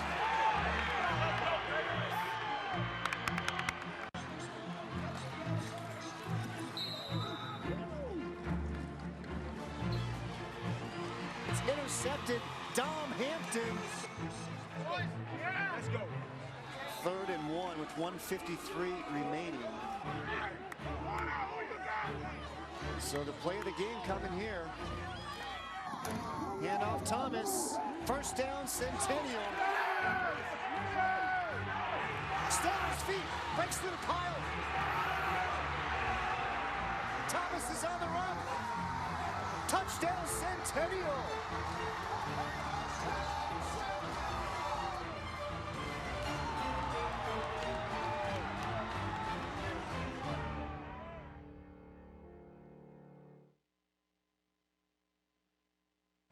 And it's halftime here at Red Mountain High School, and we have some very special guests with us here on the field. We have got Slava Kostadinova. Did I get that right? Absolutely. You're a rock star. Perfect. And then Terry Day, both realtors. That's me. That would be Terry right there. You two guys come over from a Deluxe Realty, but most importantly, the very popular show on YurView, Last Home Standing. Now, I heard the big star was supposed to be here, Daniel McCarthy. What happened to him? He's not the big star. He just didn't show up, but that's better because he's kind of annoying. You don't want him we here. are the real stars of the show, people. This is the only reason they watch is to watch us. Now, for the people that have not seen the show, is there tell us about the show. There's not many of them, but for the very few that are out there, tell us about the show. It's an amazing show. We have real buyers. It is amazing. It's called Last Home Standing, and it really portrays the battle between agents. We are in such a cutthroat industry, but it's a real show with real buyers, with real houses, real sellers. It's a lot of fun, and we also focus on comedy. You know, life is short. We got to laugh it out. You got to loosen up this bank tie industry where everybody's all tight and stuff. Yeah, a lot of practical jokes. So that's kind of the secret of the show. Which we like. And why do you think the show has become so popular with everybody? I think definitely the humor. I think the whole game between Terry and myself. It's not a game. I win every time. You cheat all the time. Actually, okay, I'm not gonna go there. I would try to be classy for once in my life, Terry. But yeah, it's that, and of course our amazing sponsors with Makeup Eraser and all the other amazing companies that are behind us, and of Great course, American Title. Yeah. You forgot to mention Great American Title. Alliance Home Loans and Precision Air. Of course, huge. And Scott DeLosa Inspections. And all my makeup from Ample Cosmetics. Which looks very great, by the way. Now, you guys had a successful first season. Yeah. What can people expect from season 2? I think it's going to get even edgier, crazier, wilder. Is that possible? Absolutely, It's yes. going to be an amazing show. The houses are going to be bigger. They're going to be more beautiful. They're going to be more luxurious. And the buyers are going to be crazier. Slava, the guys, brokers, she's batty. We already know this. The brokers will be more aggressive. Watch out. I guess now you guys somebody's have being had now you guys have had a successful relationship with Cox and YurView. Tell us about that relationship and how it's worked. Cox has been wonderful for us. You guys are so professional. They've and done the directing. They've done the editing. Don't talk over me. The quality of production is amazing. Terry, they should be muted. Mute them. Is that possible? I don't know I if it don't is. think so. Slava never stops. But you guys are amazing. We love Cox Media. Thank you so much for everything.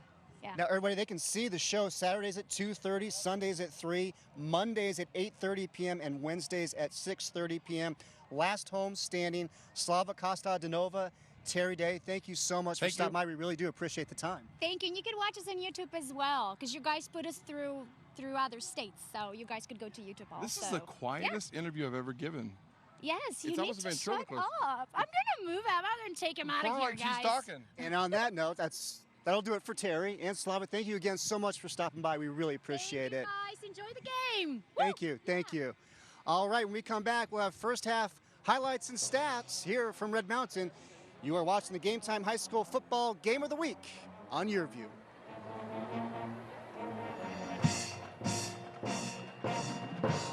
The sky will be gray and the rain will fall.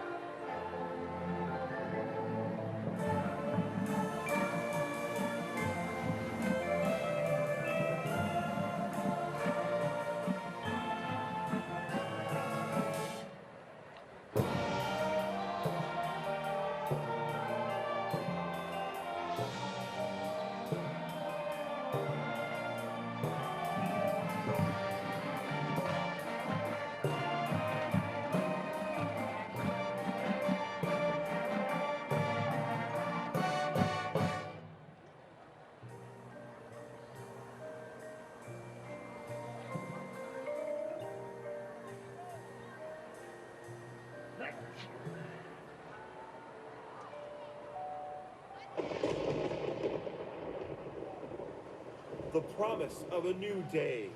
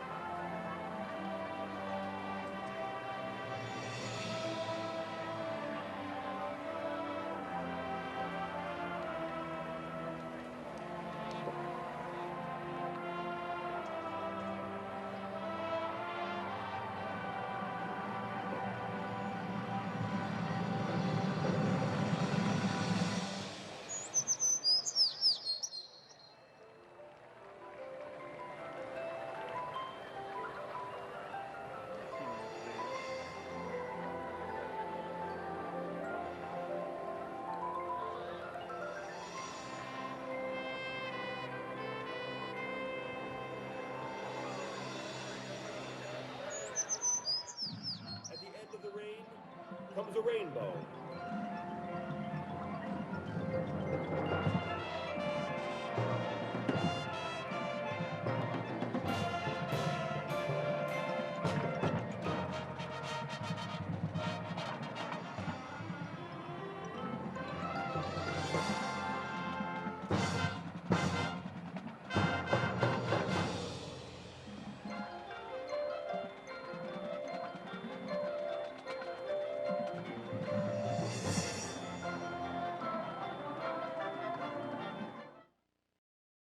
Brandon's played sports since he was about 4 years old. He was playing flag football and tweaked his knee. We ended up taking him to Phoenix Children's. The doctors confirmed that the ACL was torn, and we were given the option to not surgically repair, but then he would have to stop all sports. Brandon was devastated.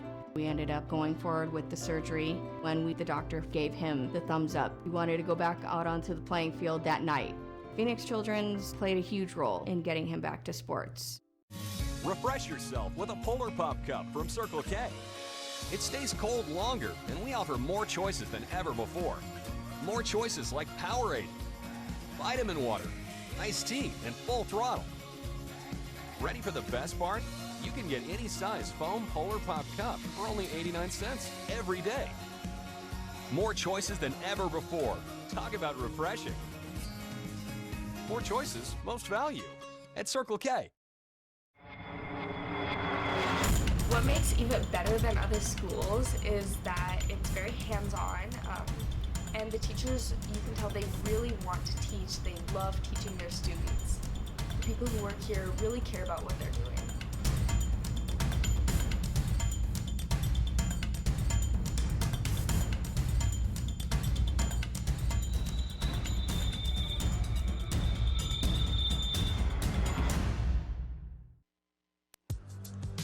It's halftime here at Red Mountain High School for the Game Time High School Football Game of the Week. Red Mountain leading Skyline, big 6A East Valley Region matchup by a score of 14-0. Remember, Red Devil Italian Restaurant is your place for an authentic taste of Italy. 3 convenient locations around the valley. They have the best pizza, pasta, and wings around. Mention the YurView High School Football Game of the Week and get your 15% off your order, which Dale Hellestray tested last night and was successful with. Red Devil Italian Restaurant's been family owned since 1960. Does that look like about what your plate was last night? Great wings, great pizza, great salads, friendly staff. Tremendous restaurant. Obviously, there's 3 locations around the valley. And they delivered some pizza here for us this evening as well, which we always appreciate. So we've got the Mountain Lions leading 14-0 in the first half over Skyline. What have you seen so far? Well, I mean, you take a look at Skyline, and they've moved into scoring territory a couple times, and then they back up as quick as they got in there with penalties and miscues. And now if you got one of your main guys out in Aaron Wood, how are you going to manufacture offense? We've seen some good things from Truesdale, but can they keep a drive together and end up coming away with points? And not just Aaron Wood, the running back, being out, but also the starting quarterback, Stephen Castle, sidelined that first half as well. And let's now take a look at our first half highlights. Well, you talk about the highlight reel in himself, Lance Lawson with the throw and Gerald Wilbaum with the catch. This early in the football game, you're lining up a Wildcat quarterback. Can he throw? And then you talk about tremendous defensive play. Randall with the sack. And then talk about. And then we got Aaron Wood, the junior running back for Skyline, over 1,100 yards on the season. Second and 6A, gets rolled up on that play there with Gabe Williams landing on top of him. Lands on that shoulder. And let's hope the report's wrong. 4th down. And talk about a team that knew it was coming. And Zach Creans from his middle linebacker spot, 220 pounds, coming up and making a tackle. See Castle on this throw intercepted and hurt on the same play. looked to us like it might be ribs. And then one of the prettier throws of the game, if not the prettiest throw of the game, Lawson. Watch him drop this right into Wilbon's hands in the corner of the end zone. And touchdown, Red Mountain. And Red Mountain's gone over 100 yards passing and rushing. Oh, you see the passing yards for Skyline, and 1 of 7 on third downs. And you know, both teams, I'm sure you're in the locker room saying, well, we can improve this and we can improve that. And if you're Skyline, you're saying, hey, we're one play away from being right back in this football game. And both teams will be wanting to cut down on penalties as well. The flag was flying in the first half. When we come back, we'll take a look at the other top games around the state. You're watching the high school football game of the week. It's game time on YurView. We'll be right back.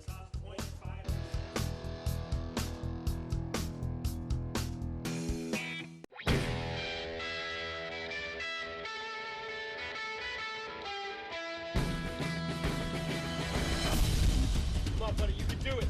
Oh, man, still with me on.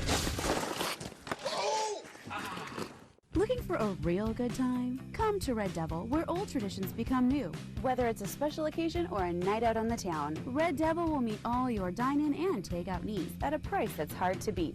Red Devil, starting a new tradition. Jack's Breakfast Pockets for $2 each. Break up your breakfast routine with your choice of 2 grilled pockets filled with either ham or sausage, both made with freshly cracked eggs and 2 melty cheeses, all jam-packed into a warm grilled flour tortilla. So give your tired old breakfast a wake-up call. Try Jack's Breakfast Pockets for just $2. But you'd better hurry, because if you snooze, you lose out on this deal. Come try Jack's Breakfast Pockets each for just $2. Only from Jack in the Box. Are you talkies enough? Capital of Iceland. Reykjavik. R-E-E-Y.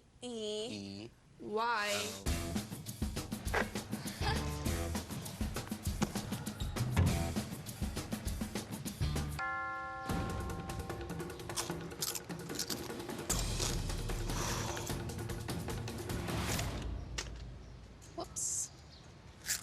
Talkies. Taste the fury of our flavors and face the intensity. Here are this week's Arizona Automotive Institute top games of the week. AAI, turn your dreams into reality with career training from AAI. Top Division 3A game this week. Florence and Benjamin Franklin. The Chargers are led by running in tandem of Chandler Miles and Zach Jeffries, who have gone over 2,000 yards between them. Florence counters with Nolan Susel, who has over 1,400 yards rushing and 20 touchdowns. And how about big game down south? South Point 7-1 and Catalina Foothill 6-2. Dennis Benet's Lancers will look to secure a high seed in the playoffs, while Jeff Skurn's Falcons try for the upset. Sunrise Mountain and Greenway. Who would have thought this was going to be a big game prior to the season, but turns it out is here in week 9. Another game down south, Ironwood Ridge at Cienega. The Bobcats, they have been a scoring machine. They lead 5A with 370 points in just 8 games, averaging just over 46 points per game. And you got Deer Valley at Desert Edge. The Skyhawks, they need to make a move to get into the playoffs. Des Melton, he's been getting it done for Deer Valley. He's got over 1,300 yards and 16 touchdowns on the season. And how about Boulder Creek at 3-5 at Horizon 7-1. A win at Horizon for Boulder Creek could go a long way towards a playoff berth. We're currently at number 16 in the power points. Horizon's defense, they've been stout, allowing a division low 109 points. And how about the other big matchup tonight, Hamilton and Perry, 2 of the top QBs in the state. Purdy and Shuck in a big showdown for big power points. Hamilton has won 6 straight. Perry bounced back strong versus Brophy last week after losing their first game to Chandler 2 weeks ago. We just got a halftime score from that game. Hamilton leading Perry by a count of 49-42 that game at the half. And then finally, Desert Vista versus Desert Ridge. Dan Hines' Thunder team could make some noise in the playoffs. Need to defeat a Jaguars team coming off one of their biggest wins in school history. over Mountain Point last week. All right, we're going to step aside for a quick break. When we come back, the second half between Skyline and Red Mountain. You're watching the Game Time High School Football Game of the Week on YurView.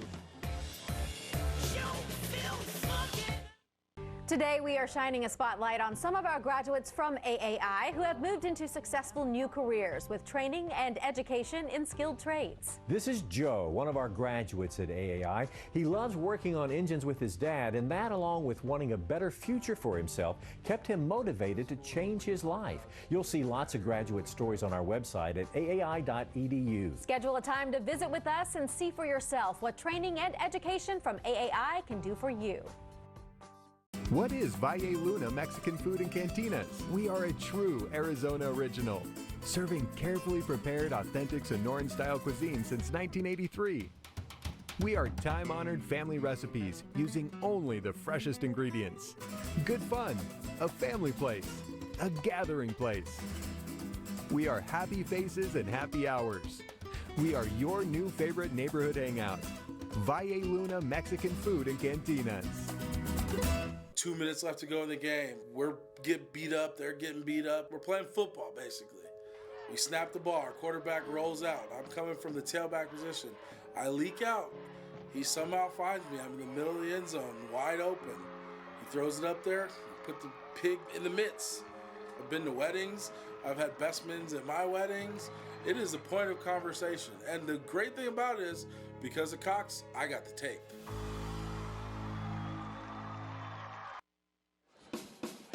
Welcome back, everybody, to the Game Time High School Football Game of the Week on YurView as we get set for the second half.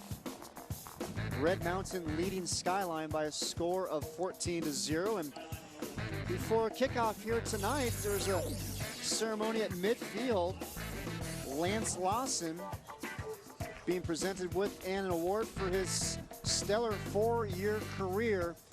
Gained over 5,000 all-purpose yards. Lance there with head coach Mike Peterson, his mother and father there as well.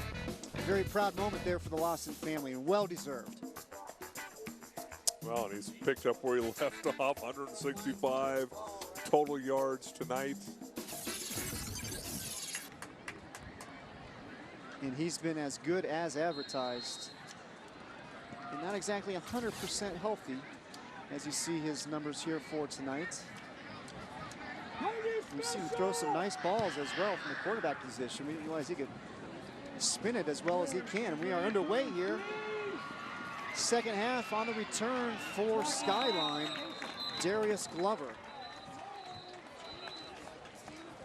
Darius Glover on the return, brought down by number 20, Jesus Vasquez, at number 33. Another flag on the play.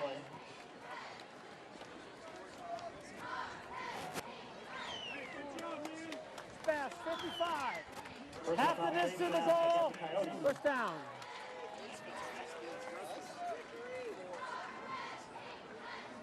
So much like the first half, That'll be half the distance to the goal.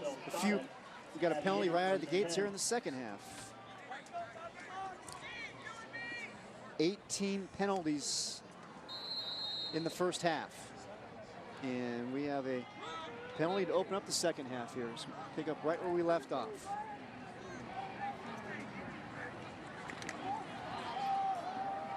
Handoff, bouncing it to the outside for Skyline. With the carry for the Coyotes is William McGowan, another sophomore. Another one of those young guys getting some playing time. Big time, big pressure game. Yeah, we heard from the coaches there in the first half just how it's kind of become a big rivalry game in recent years. Well, for it to be a rivalry game, it has to mean something, and both teams have to take their turns winning. And tonight's winner will claim the East Valley Region Championship. So a lot at stake here tonight. And on the carry here is Darius Glover. Glover's older brother, Patrick, played cornerback at U of A. Lance Lawson in on the tackle. Going to see the fly sweep coming right into her living room. Darius Glover. You know, you got to find a way to get the ball in your playmakers' hands. And if Aaron Wood is not out there, who are your other playmakers? Well, I got to believe Darius Glover would be one of those guys who you'd want to have touching the ball quite a bit here in the second half, somehow, some way. Two receivers split to the right, to the left. Handoff is to the lone setback, Truesdale, and he has got nowhere to go. Gabe Williams and friends in for the stop. Well, you talk about a really good matchup. Left tackle Barta, he's number 68. He's going to be trying to block Williams. We talked about Williams' quickness, and look at him get outside here, take on the point of attack. Williams 210 pounds, Barta 245 pounds. Barta only a junior. Has his hands full with number 47 for Red Mountain. Richard Oberlin got taken out on that play on the sidelines. Got to have your head on a swivel, Richard. Absolutely. Big game Richard here tonight. And trying to evade the rush and finally getting brought down is Marcus Brown. And it's Alexander Randall making the tackle for that Mountain Lion defense. Oh, you take a look at it downfield, and there's just really nowhere to go with the football. Good coverage, because initially good protection, but just nowhere to go with the football. Eventually, your clock in your head as a quarterback starts to set off an alarm and say, hey, I got to get out of here because I've been standing back here too long. And sure enough, that's when Alexander Randall came through the line of scrimmage. Randall came into tonight's game with 5 sacks on the season. Nice year for the junior. 3rd and 13. Hand off to Truesdale. Going to try to get to the outside. Still on his feet as he sheds the tackle. And gets thrown backwards for a loss by Joey Sanchez. Great effort, though, there by Truesdale. Yeah, see, again, and he's a sophomore. So you're gonna give him a pass on this. You love the effort. But you also have to be smart enough to know, okay, you know what? Here, I'm outnumbered, go down. You're continuing to fight, which is good, but you have to fight smart. Ball is loose. But Red Mountain is able to recover the punt. It was muffed by Evan Umta, but Umta was able to fall back on it, the junior. Well, that's exactly what you wouldn't want to have happen if you're Red Mountain. You've got kind of control of this game, the emotions out of this game, and quickest way to get emotion back on that Skyline sideline is to commit a turnover. So a heads-up play there by Evan Umta to fall on the loose ball. As we see the numbers tonight for Cannon Griner, 2 of 9, 28 yards. But we got Lawson now in the Wildcat formation. Handles the low snap, bounces it to the outside, and picks up as many yards as he can before he heads out of bounds. Kind of an interesting decision there by Lawson. A lot of times you see him stick that right foot in the ground and head north and south. This time he was content to just go out of bounds. Maybe he's protecting that high ankle sprain a little bit. We saw him limping the first half. And another low snap. Lawson comes up with it up the middle. Makes a little something out of nothing. Boy, what a collision with Creans.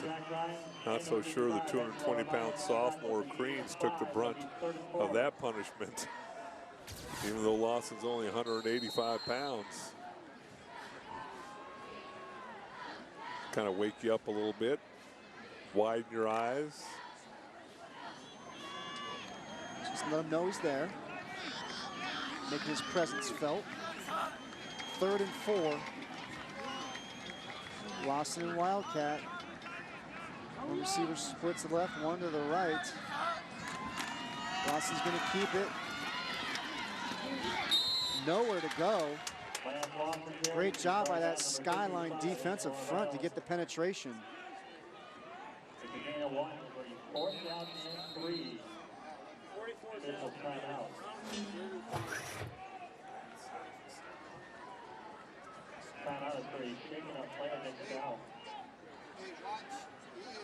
Great job by Angelo Arvayo, the senior defensive end, getting the stop.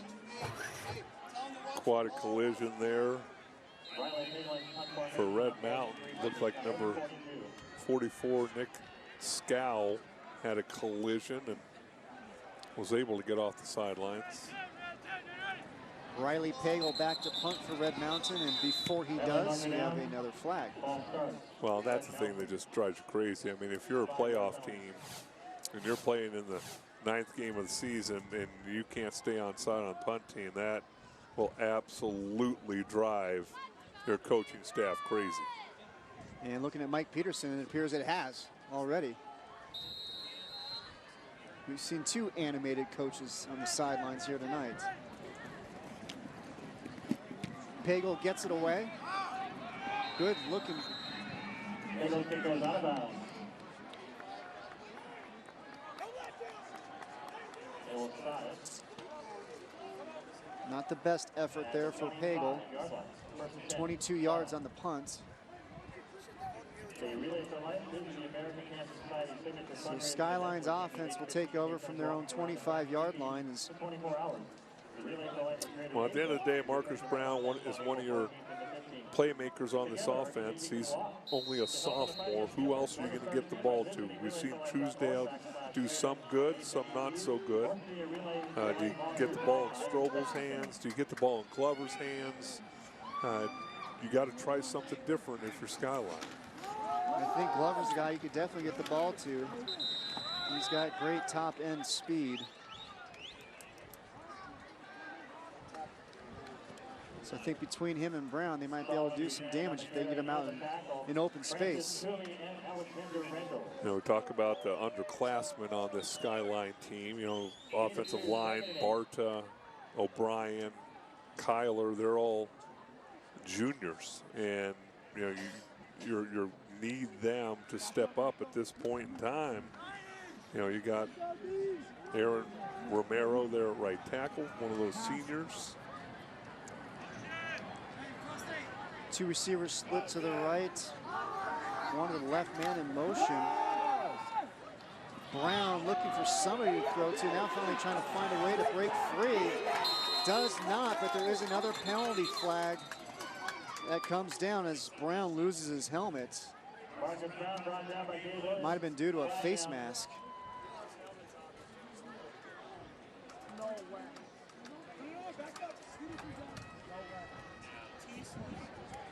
Discussing if it was a 15-yard face mask.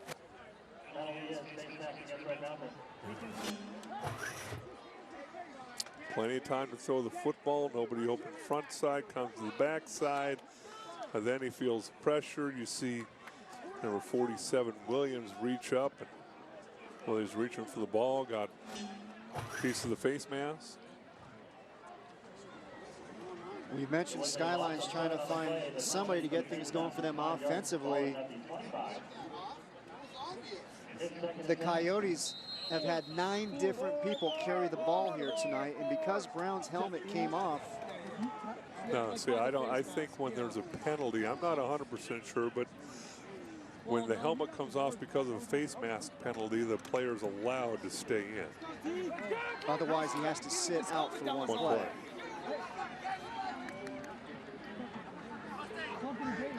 So Brown, ball's on the ground. Brown scoops it up.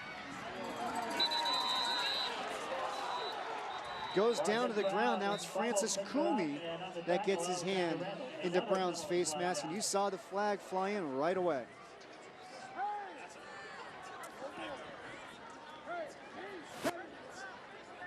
'80, 15 yards, keep second out.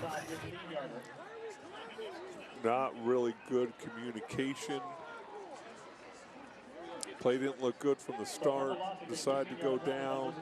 And again, Kumi and stayed inside the face mask a little bit too long. 6'5", 190-pound junior who had 8 sacks coming into tonight's game. And Coach Peterson thinks puts on a little bit of weight. He's a potential Division I football player. And as we see the penalty on Kumi, we also see the penalties continue to rack up on both sides. 11 penalties apiece. Still 6.5 minutes left here in the third quarter. As the ball hits the ground, but Ethan Truesdell is able to fall on it. Well, see, here's the thing. You got two sophomores in there now. You got Truesdale, who's a sophomore.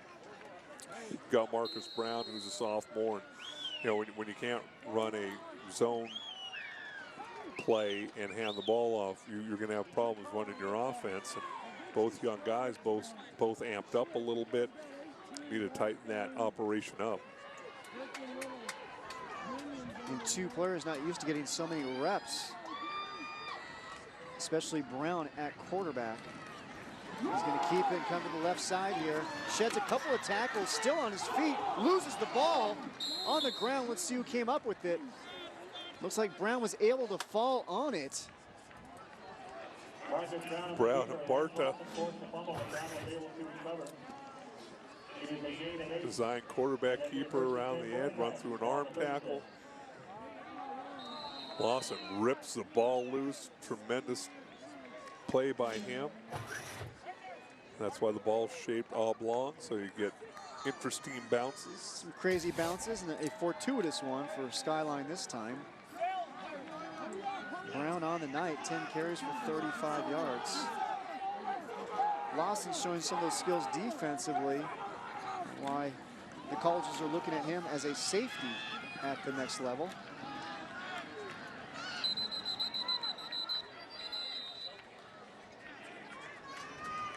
Tell you what, Ethan Truesdale, he does not want to go down on the ground. He continues to fight and scratch and claw.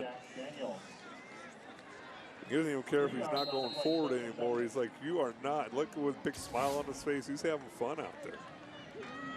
6 carries, 7 yards, but I'll tell you what, those are hard-earned 7 yards. Hard-earned, probably hit by 10 of the 11 defensive players on each one of those running plays. He's just 5'10", 170 pounds. He is tough, though, as we see the flag come flying through the screen.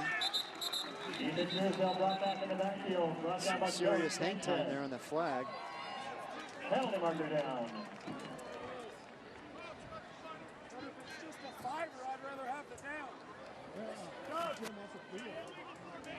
Penalty against Skyline. Illegal formation. Not enough men on the line of scrimmage on the offense. Penalty is refused. Third down. The result of the play is a loss of 4. So we get a penalty decline this time. Third down and 11. So they'll bring up 3rd down and 11 for the Coyotes from their own 35-yard line. Clock is running here in the third quarter, 4:15 remaining. Chris Harris here along with Dale Hellestray. Skyline 2 of 9 on 3rd down conversions tonight. Brown throws it down the field, left side, looking for Glover. Not able to make the connection, though. Well, you can see the arm strength that Brown has. Just got to keep that ball on the playing field. Let your guy have a chance to make a play. Going to bring up 4th down for this Skyline football team. And Glover showing some of that speed that he has. A big part of the track team at Skyline. Eli Crawford on to punt for the Coyotes. On the return for Red Mountain was Zach Molina.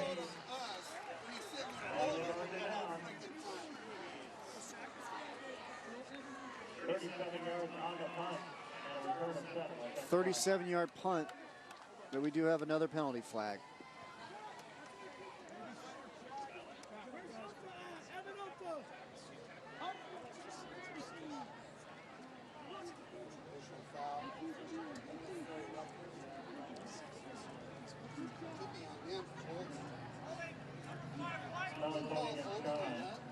And holding against Red Mountain. So there's offsetting fouls.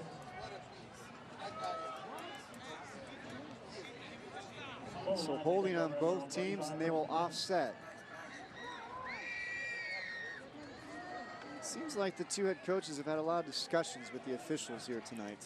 A lot of talking going on, maybe a lot of explaining. Patience. What's that saying? Patience is the better part of valor? No? You can Does that make sense? Patience is a virtue. I think you're on the right path. I'm not exactly sure what it is. We've talked about Sam Toa, that was his brother. Daniel Toa. You also get Alex Arvayo up there. You know, this defense still flying to the football. And, you know, you think of the two big plays they've given up. Other than that, they've played really solid defense. Sometimes the defense, your offense isn't doing anything, not scoring any points. Sometimes you get a little bit discouraged. But the other way to look at it is, well, you know what? A lot of these guys are playing offense, too, for Skyline, so you can't really be frustrated with the offense because you're part of the offense. Yeah, you got guys going both ways out there tonight. And Griner is able to roll out and find his receiver. Making the play for the Mountain Lions is Ryan Scablin, the senior, and we have a player down. Well, that's Darius Glover, the guy that we're talking about trying to get the ball to on offense. One of those remaining playmakers comes up, lowers his shoulder. And Glover's another one of those guys that goes both ways. They've already had Aaron Wood, the running back, and the quarterback, Stephen Castle, knocked out of the game. Certainly don't want to see another of their playmakers, Darius Glover, being knocked out as well.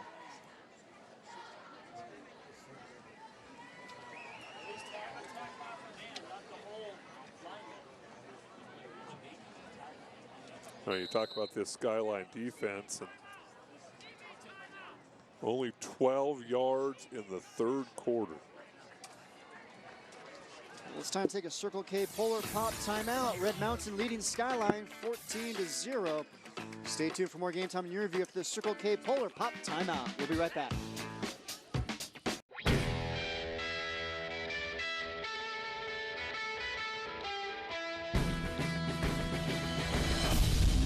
Come on, buddy, you can do it. Oh, man, this is so good to be on you. Looking for a real good time? Come to Red Devil, where old traditions become new. Whether it's a special occasion or a night out on the town, Red Devil will meet all your dine-in and take-out needs at a price that's hard to beat. Red Devil, starting a new tradition. What makes even better than other schools is that it's very hands-on, and the teachers, you can tell they really want to teach. They love teaching their students. The people who work here really care about what they're doing.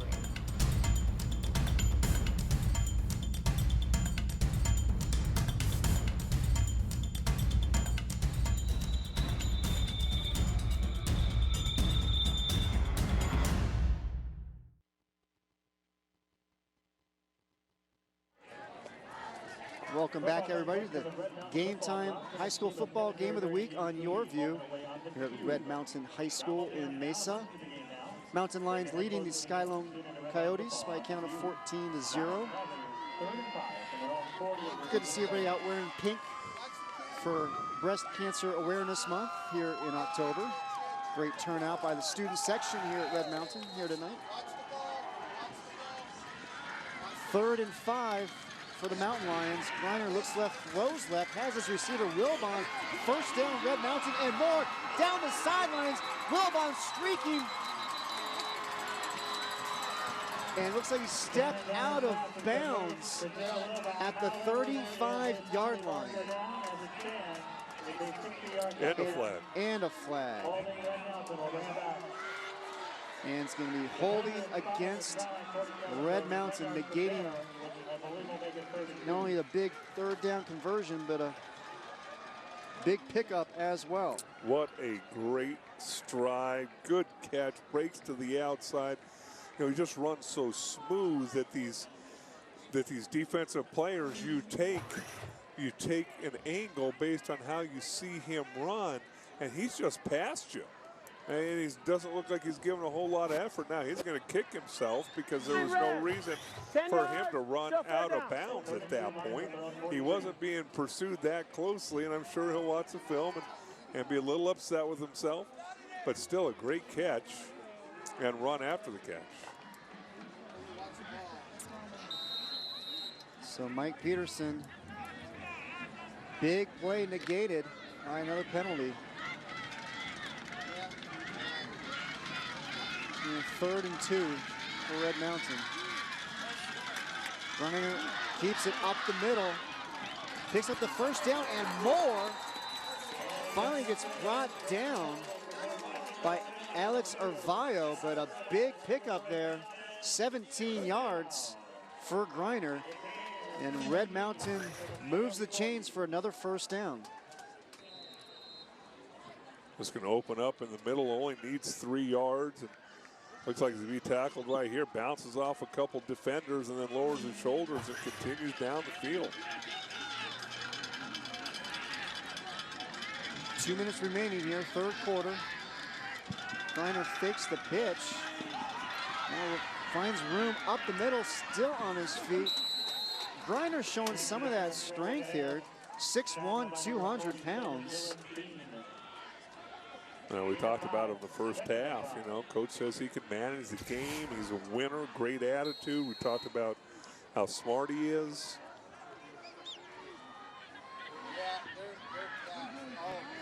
Picked up that big offer this week from Rose Holman Institute, the Fighting Engineers. He was excited about that. Must be a civil engineer himself. Pitch to the left side. McElroy. Nice run for getting stood up. And is there a towel went flying in the air? Well, McElroy, another one of those sophomores. Coach said he improves each and every week. You see him lower his shoulder there, 5'10", 170 pounds. He's a big track guy as well. Runs the 100, 200, and the 4x1. Ran an 11 flat 100 as a freshman last year. He's got some speed to him. 1st and 10 Mountain Lions from the 24.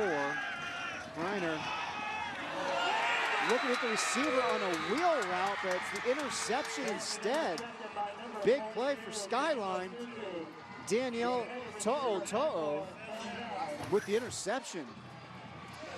Going to come to your right. You're sneaking back out of the backfield. He slips, and we've talked about the Toto family. This is Daniel, the junior. Tremendous job, 6'3", 225 pounds. You can see that young man's going to continue to grow. You see his playmaking ability. I think him and his brother maybe battle in the backyard because they're both have helmets that are beat up pretty good.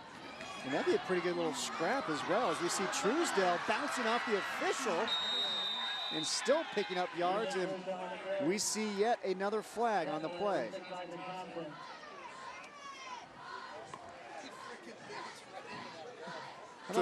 Truesdale, he's having a lot of fun out there. He even got stunned there for a second. Look back at the ref like, really? He's like a pinball out there. He doesn't care who he runs into. He just wants contact. A foul for illegal helmet contact on the defense. First down. Good job by that offensive line. Getting some movement, but boy, just great vision. If you're the umpire there, you're not sure which way he's going to go trying to avoid him. Yeah, trying to get out of his way. Truesdale getting a little breather here. We got just over 30 seconds remaining here in the 3rd quarter. 1st and 10 Coyotes. 2 receivers split to the left. It's going to be a handoff from up the middle.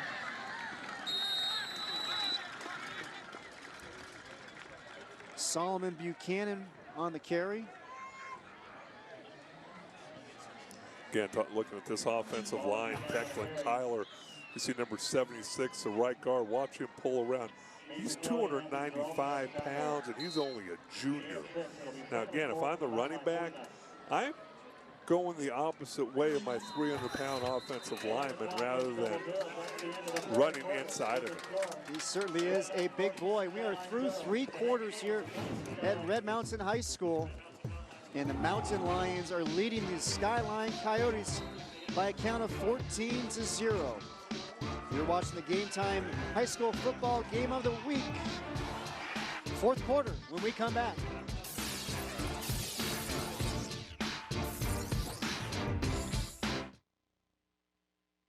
What is Valle Luna Mexican Food and Cantinas? We are a true Arizona original, serving carefully prepared, authentic Sonoran-style cuisine since 1983. We are time-honored family recipes using only the freshest ingredients. Good fun, a family place, a gathering place. We are happy faces and happy hours. We are your new favorite neighborhood hangout. Valle Luna Mexican Food and Cantinas. Ford was the only company that we really wanted to go with. Their reputation, the credibility that they have, Sanderson has that. Sanderson Ford does a really good job with their start team. They got with each one of my kids and sat in the car with them, went over every detail of the car. And for them to take the time with each one of my kids and go over every little detail in the car, that's pretty unique. Ford, America's best-selling brand. Sanderson Ford, America's best-selling Ford dealership. In the blink of an eye, cities fall, heroes rise. A heartbeat skips as a man slips gravity's grip, and heartbreak leaps from the brink in a blink. Just think of all the games, teams, hopes, and dreams that live and die because greatness lies in the blink of an eye. This is the sports app on Contour from Cox. Cable TV reimagined to get you right to the good stuff. Welcome back to Red Mountain High School for the Game Time High School Football Game of the Week. And yes, it has been a scrap out here tonight. Mountain Lions leading the Coyotes by a score of 14-0 as we start the 4th quarter. Skyline with the ball at the Red Mountain 49-yard line. Hand off to Truesdell, and there is just nowhere to run. Well, I think you have to remember, young running backs, you know, starting off in Pop Warner, if you're making varsity as a sophomore, you're probably the fastest and the quickest kid as a Pop Warner kid. And what you usually do, you run up in the middle, nothing's there, you bounce it outside. Well, you're faster than everybody else, and so you're going to gain the edge and you're gain a lot of yards. Well, all of a sudden you get it. Play varsity football, those guys are as fast as you are, and so every once in a while you just have to take what's there and take the 1-yard gain or the 2-yard gain rather than trying to bounce everything outside. Trying to get the big home run play. And we have an early timeout here in the 4th quarter by Skyline. The play clock was down to 1 second. Obviously, 3rd down, you're almost at midfield. I don't know how many more opportunities you're going to have. Well, let's now hear from Red Mountain head coach Mike Peterson. They lost their first 2 games to Chandler and Hamilton, but they're on a 6-game winning streak since then. We established an offense, a new offense this year. We stayed with the same defense that I've been coordinating for 6 or 7 years. And so we just stayed the course. We just simplified it a little bit and stayed the course and coached the fundamentals and the techniques and just stayed the course. And finally started to click. And as we became better coaches, obviously they became better players. Mike Peterson has his team certainly trending at the right time. Very much so. Like what he said there, as they became better coaches, players became better players. See that coaching staff. Both teams stepping up here defensively in the second half. Skyline with just 30 yards of offense. Red Mountain with just 45. 3rd and 8 for the Coyotes. Brown takes the snap with the pitch with some room to run. First down's picked up, but there is a penalty flag. It was Garrett Lindley on the end around taking the pitch. See what the flag's for.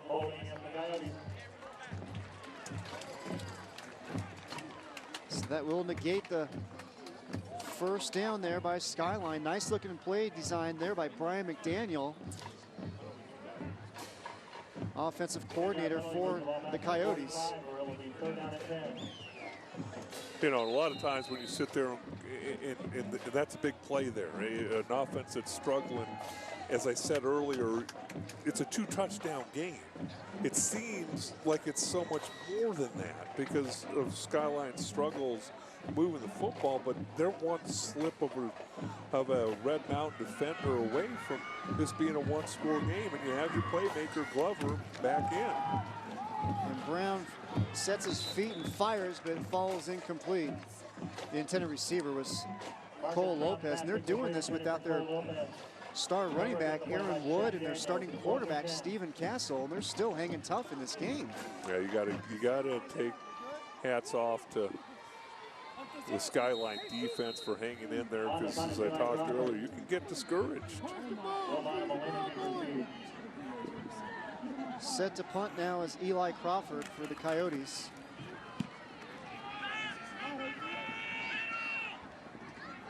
Coming up to make the catch is Gerald Wilbon.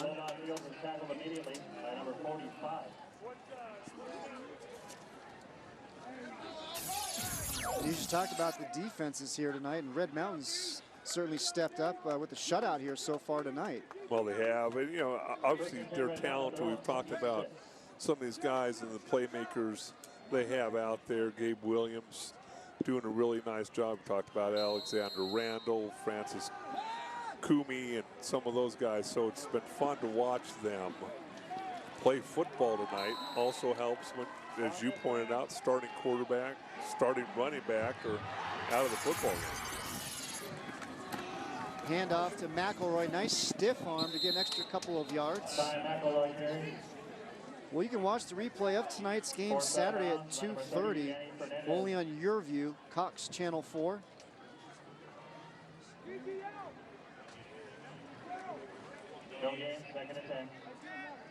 Red Mountain defensive coaching staff getting together with their group.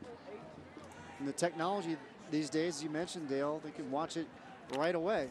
Yeah, well, you can watch on iPads. Some of these high schools have the big 55-inch HD TVs, and they can look at things. And ball's tipped the line of scrimmage, free ball, intercepted, Skyline, and it is Ethan Truesdell, Skyline's defense, with a big play, and it's the sophomore Truesdell playing on both sides of the ball, getting the big play here on defense. I can tell the old Ethan Truesdell, watch these ball hockey skills, how far he comes, able to secure the football, takes a shot.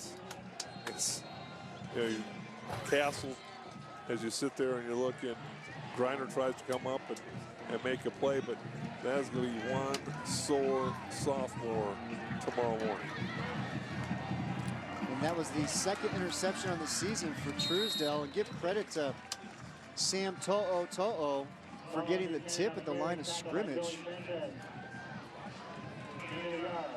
Yeah, very impressed here as I watch this. Some of his offensive linemen, Declan Kyler, watch him. He's a right guard, 7'6". Watch him pull, and he has to wait for his fullback to get out in front of him. You usually don't have a 290-pound guy having to wait on a 200-pound guy to get out in front of him. 6'2", 295 pounds, just a junior was Kyler. Ball is on the ground. Red Mountain falls on it. What a huge turn of events here as the Mountain Lions defense falls on the fumble. It's Alexander Randall with the recovery. Well, and you've got to secure the ball as you see this thing unfold. Marcus Brown, the ball was kind of dangling out of his hand. I'm not sure if he wanted to hand it off or he wanted to keep it, but somebody running by and touching the nose of the football should not have knocked that loose. Great job there by Alexander Randall, the junior nose guard.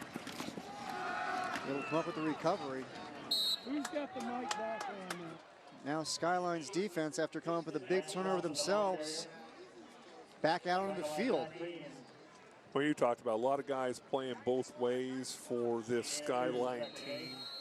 And there's more guys on the sideline than are going to play. Brought up some JV guys to dress tonight, but it is more physically taxing to play defense than it is offense. So believe it or not, when you're playing offense at most positions, you can get a little bit of a break as you're playing, whereas on defense, you're exerting yourself. Griner rolling to his right, cuts it back in, but Zach Creans is there to meet him. Nice hit there by Creans. Came into tonight's game with 73 tackles. You talk about some sophomores who need to keep an eye on over the next 2 years. Creans is one of them, Truesdale. But boy, Creans, 6'1", 220 pounds. And Red Mountain goes with the hurry up, and we got a penalty flag and a false start against the Mountain Lions. And then another penalty flag just came flying in late. We'll see what this one is for. So as you sit here and watch this unfold, Red Mountain's tried that a couple times. It's 3rd and short. They want to get up and snap the ball, but number one thing you have to do if you're the quarterback, you have to make sure all your guys are set. It's one thing to try and catch the defense off guard, but you can't catch your offense off guard too. All Game Time high school football games stream live each week at YurView.com. Also check back throughout the week for game highlights and additional coverage, including the new weekly high school football recruiting podcast, Over the Middle, with host Jeremy Crabtree. I know you've had the opportunity to be on that podcast a couple of times this season, Dale. Yes, and he does a really nice job, and he knows football all around the country.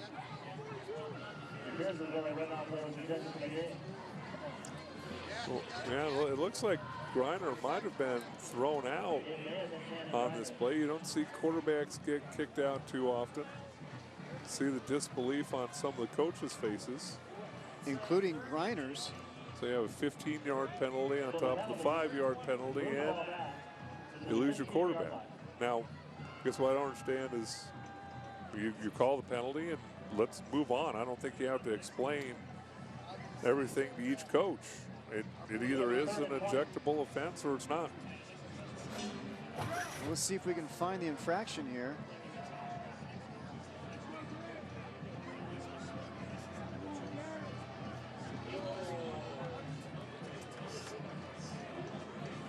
So Griner with a closed fist to the shoulder, then he gave a little kick with the right leg there at the very end. I always used to like it when guys would take swings at me when I had my helmet on. Especially if it was a quarterback. That's how you break your hand, right? Yes. You're not going to hurt me by swinging at me with your bare fist. Now, you can argue, again, you can argue the fact of, is that ejectable? Probably not by the physicality of it, by the letter of the rule. Yeah, you can't close your fist and swing at somebody. Now, again, I don't know why you continue to talk about it. And this isn't a time for discussion. You kicked him out. Let's move on. And Griner's got to know better than that as well. Senior quarterback, as we take a look now at the 6A PowerPoint rankings. Hamilton on top, and we're going to have them next week, Dale, against Chandler, number 14, the battle for Arizona Avenue. And you see Red Mountain there at number 7. Going to be a fun 6A playoff. It goes all the way down to 15. You got Skyline at number 11. And here's the team scrapping for that 16th and final spot. Boulder Creek, Tucson, Mountain View. 3rd and 21. Lawson out to the left side, cuts it back in, gets brought down. The new quarterback there for Red Mountain now is Garrett Strell. And there is another penalty flag after the play.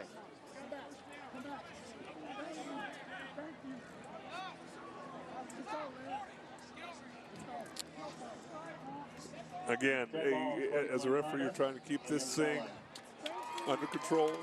Now this is going against that Skyline defense, but you know, when you talk about bringing in backup quarterbacks and younger guys, Strell, 5'8", 170-pound junior.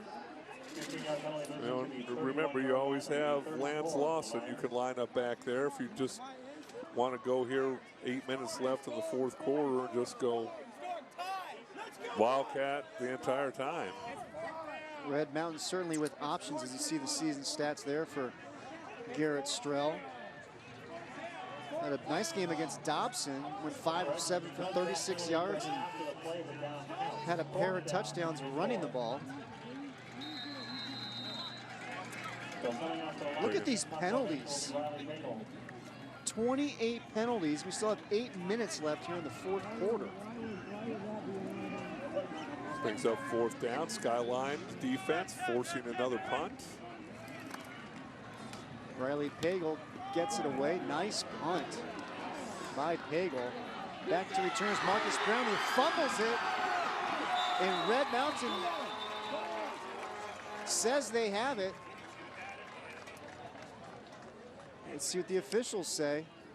And Skyline's able to recover it, and it's Marcus Brown. The return man is able to get the ball back. Trying to get his eyes to see where those coverage guys are coming. Looked like the ball kind of moved out a little bit on him and able to somehow, some way wrangle that ball away. Not so sure if I've got him in a quarterback that I'm also having him return punts. He's certainly been a busy man here this evening. Well, let's see if these young guys can get Skyline on the scoreboard. You know, talking about Marcus Brown being a sophomore and Truesdale being a sophomore. 7:41 remaining here, fourth quarter. Coyotes from their own 25. Brown hands the ball off.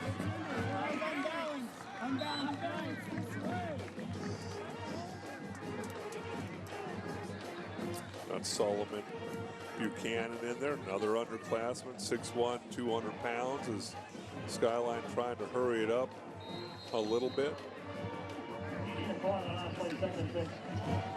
Brown's going to keep it, gets it to the left side, picks up the first down, gets out of bounds. Nice move there by Brown to get the first down. Boy, you can see the dynamic playmaking ability, and obviously played a lot of snaps tonight. But for Skyline, you need something good to happen. You need somebody to break a tackle. You need one of your guys. And again, Darius Glover could be one of those guys. He's at the top of your screen. Two receivers split to the left, single setback. It's Truesdale. Brown's going to keep it. Fights for about 5 yards. Well, and he's done a really nice job on this drive as Marcus Brown, because every one of those snaps has come back very quickly, and they've all been high, and he's able to wrangle them in. Yeah, he's had to show his athleticism back there for sure. 13 carries, 47 yards on the night. 2nd and 5. It's the handout to Buchanan. Falls forward. He's going to be marked just short. Actually, they're going to give him the first down. As they wave the chains forward.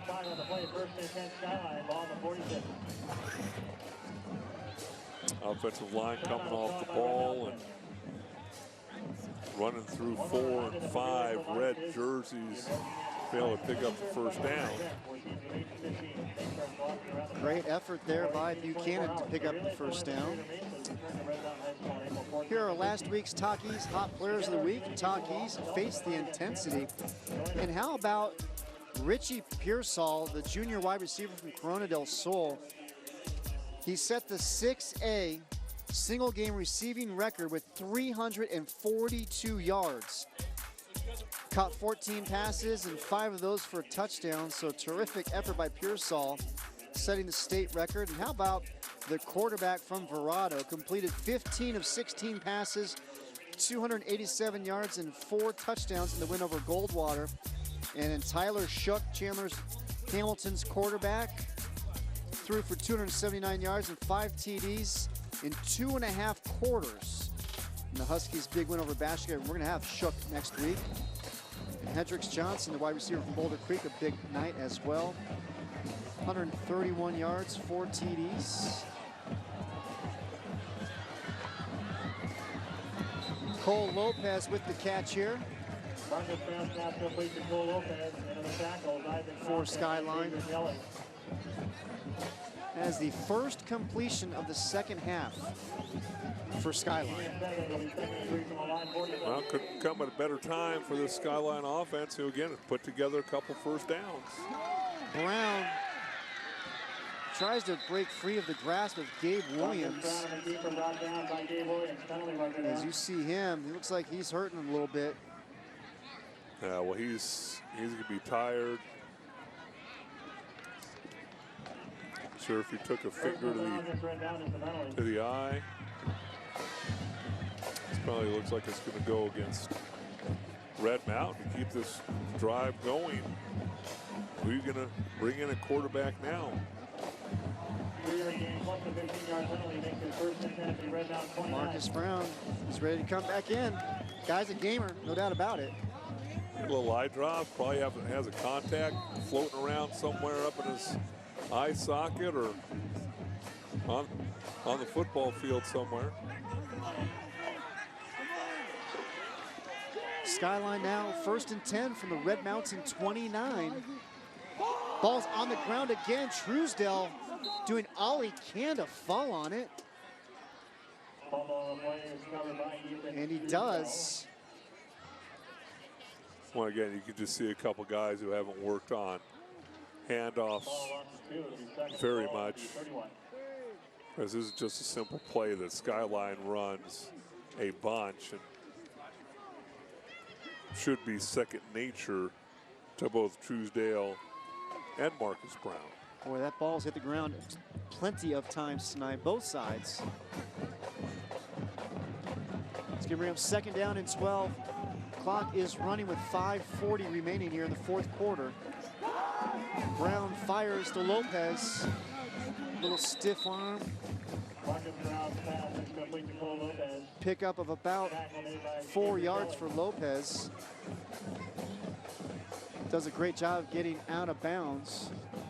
When I was, 5:33 left in the 4th quarter, this is 4-down territory, so it always helps the offensive coordinator, Brian McDaniel, to know, hey, we're going for it on 4th down. So you don't have to pick up the 1st down right here. You can pick up 4 or 5 yards and still have 4th down to convert it into a 1st down.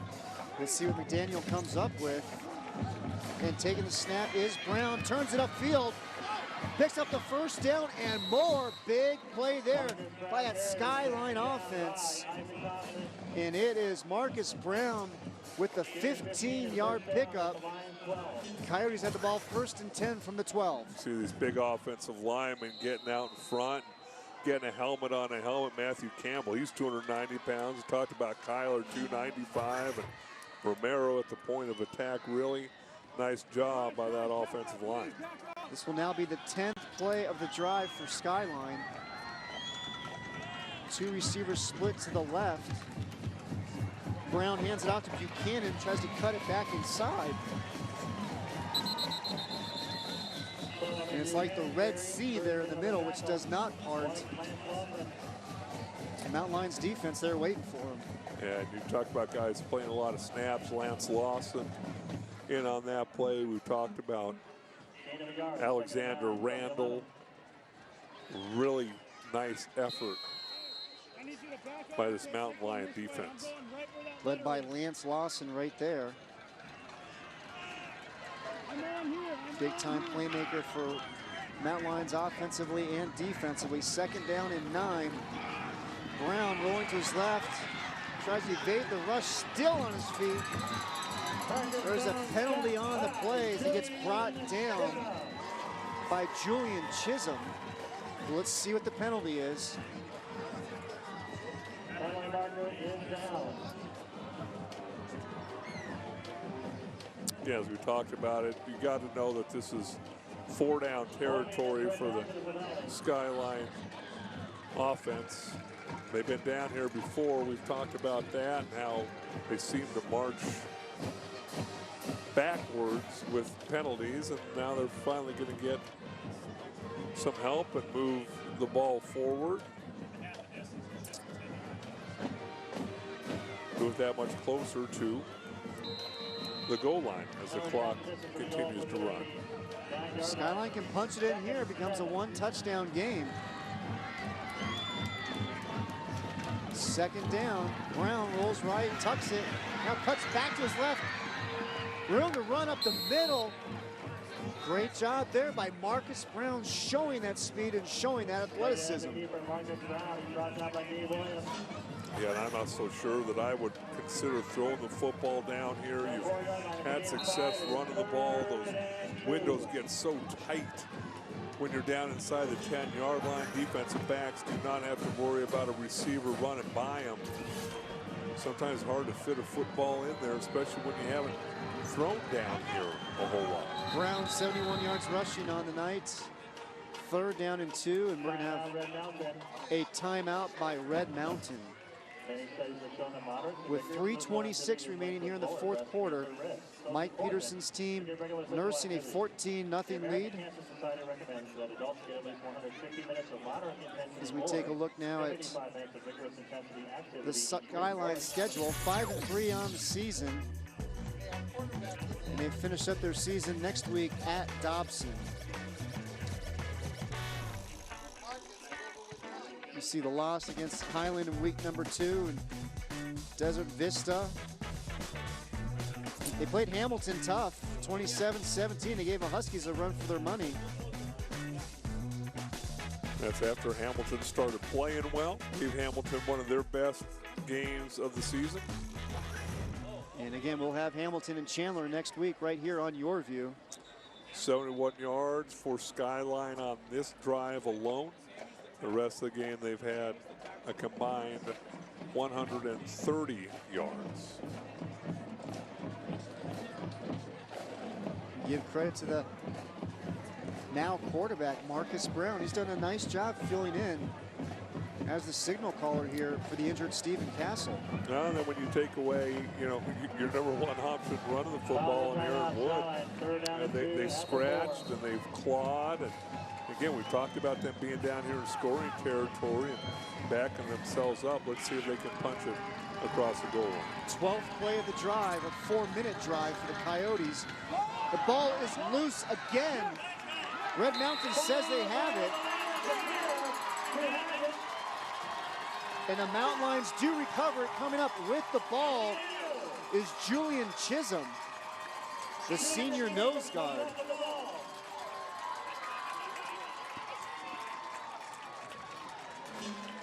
Line up in a big power formation here, and ball just slips out of his hands. He had his trainers working on his fingers over on the sideline during the timeout. Not sure if his elbow got bumped. Tell just not a smooth operation as the ball ends up on the ground. There's a discouraged Marcus Brown for Skyline. Did a tremendous job of marching that Coyotes offense down the field. Able to get the ball inside the 5-yard line, and they turn it over. Well, this is where you find out what kind of a football team do you have. If you're Red Mountain and you have, you know, you're sitting there with goals of winning a couple playoff games and seeing how far you can go. Good football teams will take this ball and pick up a couple first downs. They'll make Skyline use their timeouts and preferably not give them a chance to get the ball back. You see the big screen TV over there, the Skylines offense. Come look at. I have mixed that might emotions. look good in my living room, by the way. I have mixed emotions about that. As a coach, I think I'd like it. As a player, I don't think I'd like that so much. Get to see every missed block you had and basically in real time. A little tougher to hide on that big screen. There's the pitch to McElroy. Puts that head down and pushes forward. Giving that Red Mountain offense a little bit of breathing room to work with. Now brings up a third down situation. Clock continues to run, 2:45 and counting. Well, remember here at Red Mountain, they have the play clocks in each end zone so quarterbacks can see as the time runs down. And they should just let that clock run down. They don't need to snap it until it's under 5 seconds, really. And a hand off to McElroy as he pushes forward, trying to get the first down. And they're going to give him the first down. So a great run there by Ty McElroy. Puts the head down, picks up the first down, and Red Mountain doing what you just alluded to, Dale.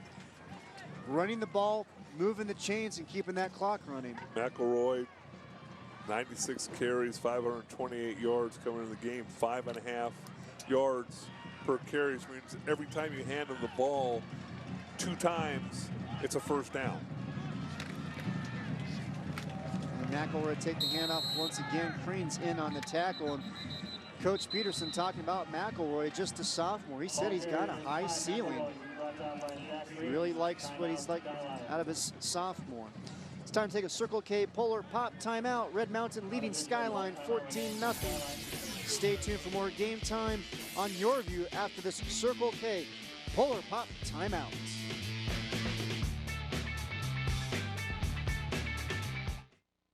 Brandon's played sports since he was about 4 years old. He was playing flag football and tweaked his knee. We ended up taking him to Phoenix Children's. The doctors confirmed that the ACL was torn, and we were given the option to not surgically repair, but then he would have to stop all sports. Brandon was devastated.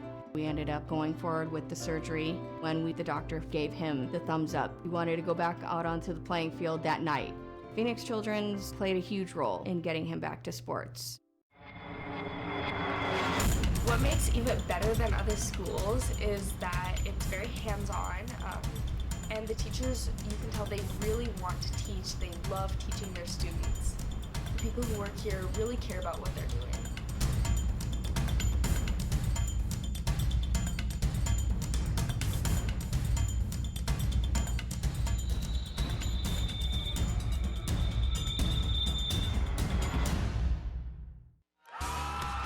Welcome back to Red Mountain High School for the Game Time High School Football Game of the Week on YurView. 1:53 remaining here in the fourth quarter. Red Mountain leading Skyline by a score of 14-0. And they are pumped up here in Mountain Lion country. Big East Valley region matchup. Region title at stake here tonight. McElroy at the carry. How about that, Dale? Uses his free hand to keep his helmet on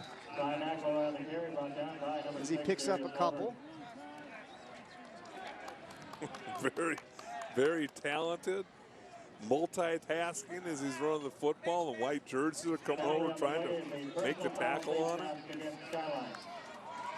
Got the ball in the right hand and uses that free hand to keep his helmet on his head.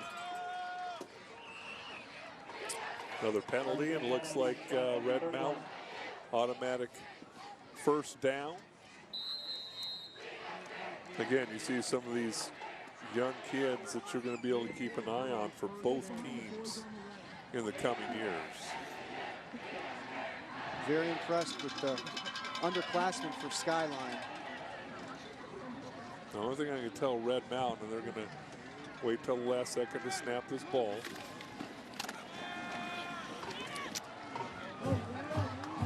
Handoff this time to Alejandro Lujan. senior running back. Good to see the senior get a carry here. All I'm going to tell you is if you're the quarterback, what you do, okay, is you don't let your lineman get down in stance with 15 seconds left on the play clock. You wait in the huddle till about 10 seconds. You let them go up to the line of scrimmage and get in their stances and snap it with 2 or 3. But to get up there with 14, 15, 16 seconds left on the clock and you have to be ready to snap the ball, it's pretty difficult. Spoken like a true lineman. Lujan, another carry, and that Skyline defense was waiting for him as that clock continues to run down. 45 seconds remaining. Aaron Romero in on the tackle for the Coyotes. He's got an offer from Adams State and drawing interest from some other big-time programs. Also does the shot put and discus for the track team at Skyline. 3-year varsity performer. Now, those defensive linemen look like they banged their helmets against a brick wall or something. I know there were some kids that I play with back at Sewar that will remain nameless who used to do that just so they have some dings on their helmet. I don't think that's what those kids do it for. And that will do it. And it is Red Mountain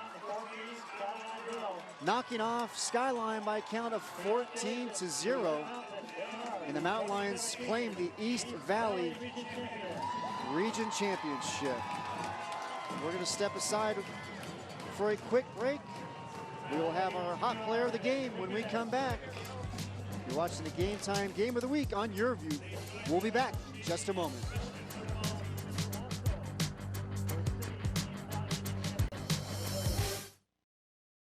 Are you talkies enough? Capital of Iceland. Reykjavik. R-E-E-Y.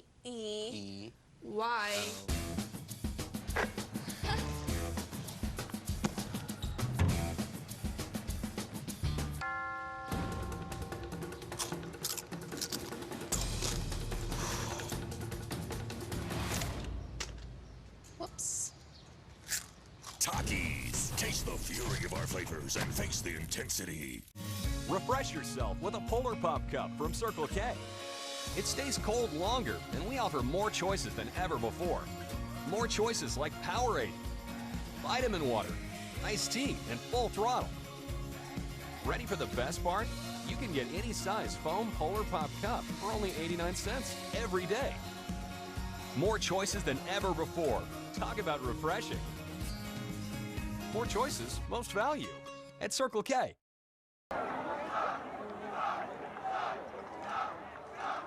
Fridays and Saturday nights here is like religion. In the name of the Father, and of the Son, and of the Holy Spirit.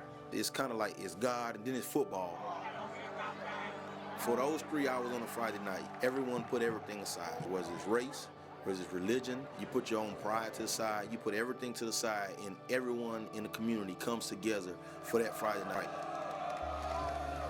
Sports in America is one of those rare things that brings everybody together. When those lights come on, it doesn't matter what's been going on at home, at church, in the community. It doesn't matter. You know, it's just an amazing experience just to see the amount of fan support and just the camaraderie that Friday nights bring. And that's why sports is such a valuable tool to society, to America.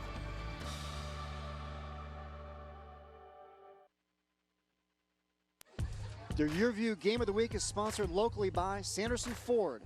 The best play is at Sanderson Ford. By Jack in the Box. Try fast food's first ever ribeye burgers made with real ribeye beef only at Jack in the Box. Limited time only. By Arizona Automotive Institute.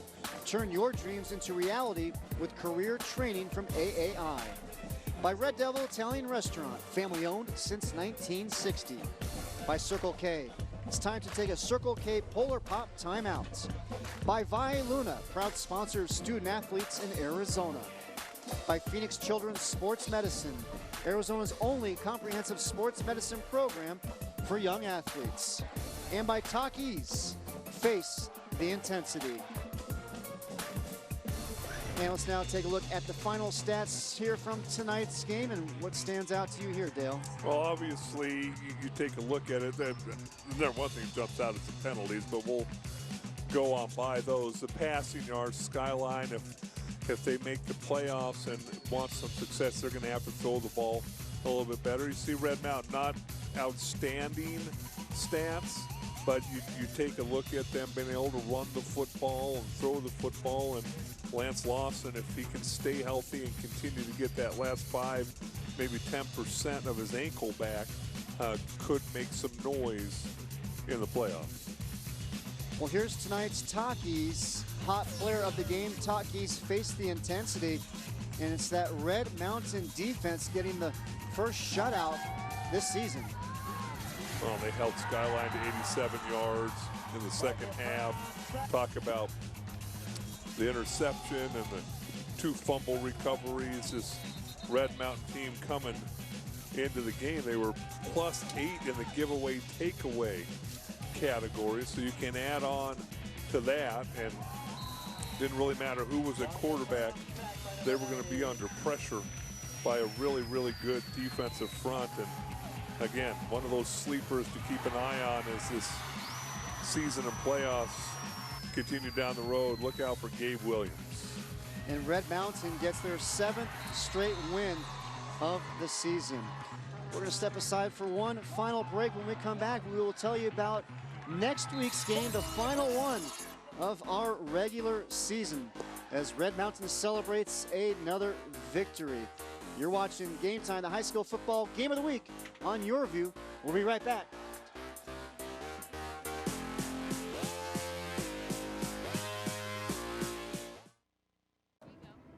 Hey, little man, I'm your new house.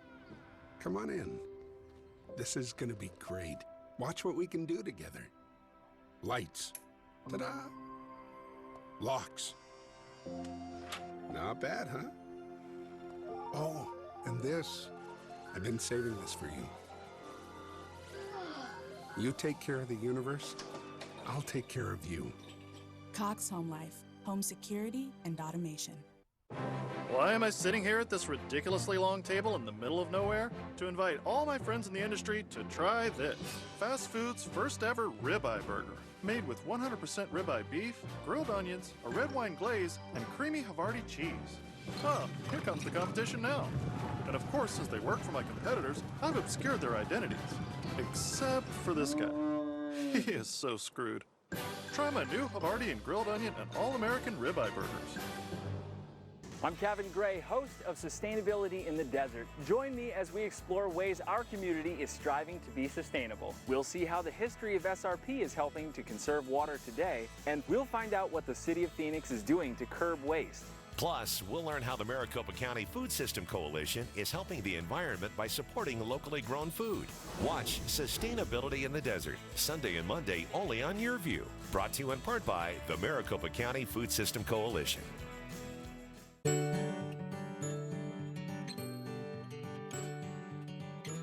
There's an easier way to watch live TV away from your home. Get the Contour app from Cox. Now, one simple app gives you the freedom to watch many of your Cox TV favorites on your phone, tablet, or laptop, wherever you want. So you can take your TV with you without taking your TV. The Contour app. Get right to the good stuff. Anywhere. Welcome back to Red Mountain High School. It's the Mountain Lions getting the victory over the Skyline Coyotes, a big East Valley region matchup. 14-0 Mountain Lions. Dale, your final thoughts on what you saw here tonight? Well, if it's true that defense wins championships and both these teams have a chance, as we continue to hear rumors of some score down the road with Perry and Hamilton 65-63 still going on. So if that's true, defense wins championships. Both these teams are in the running. You got to tip your cap to Mike Peterson and this Red Mountain team. First season as a head coach. No, he's a defensive coordinator here, but seem to continue to get better and better. It's game time on YurView. One of the biggest, if not the biggest, rivalry in Arizona high school football is on center stage next week. The Hamilton Huskies, with 7 big school titles under its belt, travels up Arizona Avenue to take on its neighbor, the Chandler Wolves, in a huge end to the regular season. Hamilton's lost just 1 game this season and is on a 6-game win streak, while the Wolves are healthy and coming off a huge win over previously undefeated Perry. Kickoff is at 7 o'clock on YurView, Channel 4, or watch online at YurView.com. Special thanks to the talented folks behind the scenes, producer Rich Reed, director Peter Gordon, our TD Tom Drotzman, on audio Randy Metter and Alex Rincon, duet operator Dinah Drotzman, on video Gib White, EVS Ron Bruce, DeJuan Brown, our camera crew strong as always, Tom Kioski, James Rincon, David Telez, Garrett Savage, and Eric Knipfer. On utility, Brian Vallejo, scorebox Richard Raymond, our engineer Cable Hogan, our Red Hot Ashley Hope, our stats man Jared Donnins, and our stage manager Beth Pockman. And for my partner Dale Hellestray, I'm Chris Harris. Thanks for watching this week's Game Time Game of the Week on YurView. Have a great night, everybody.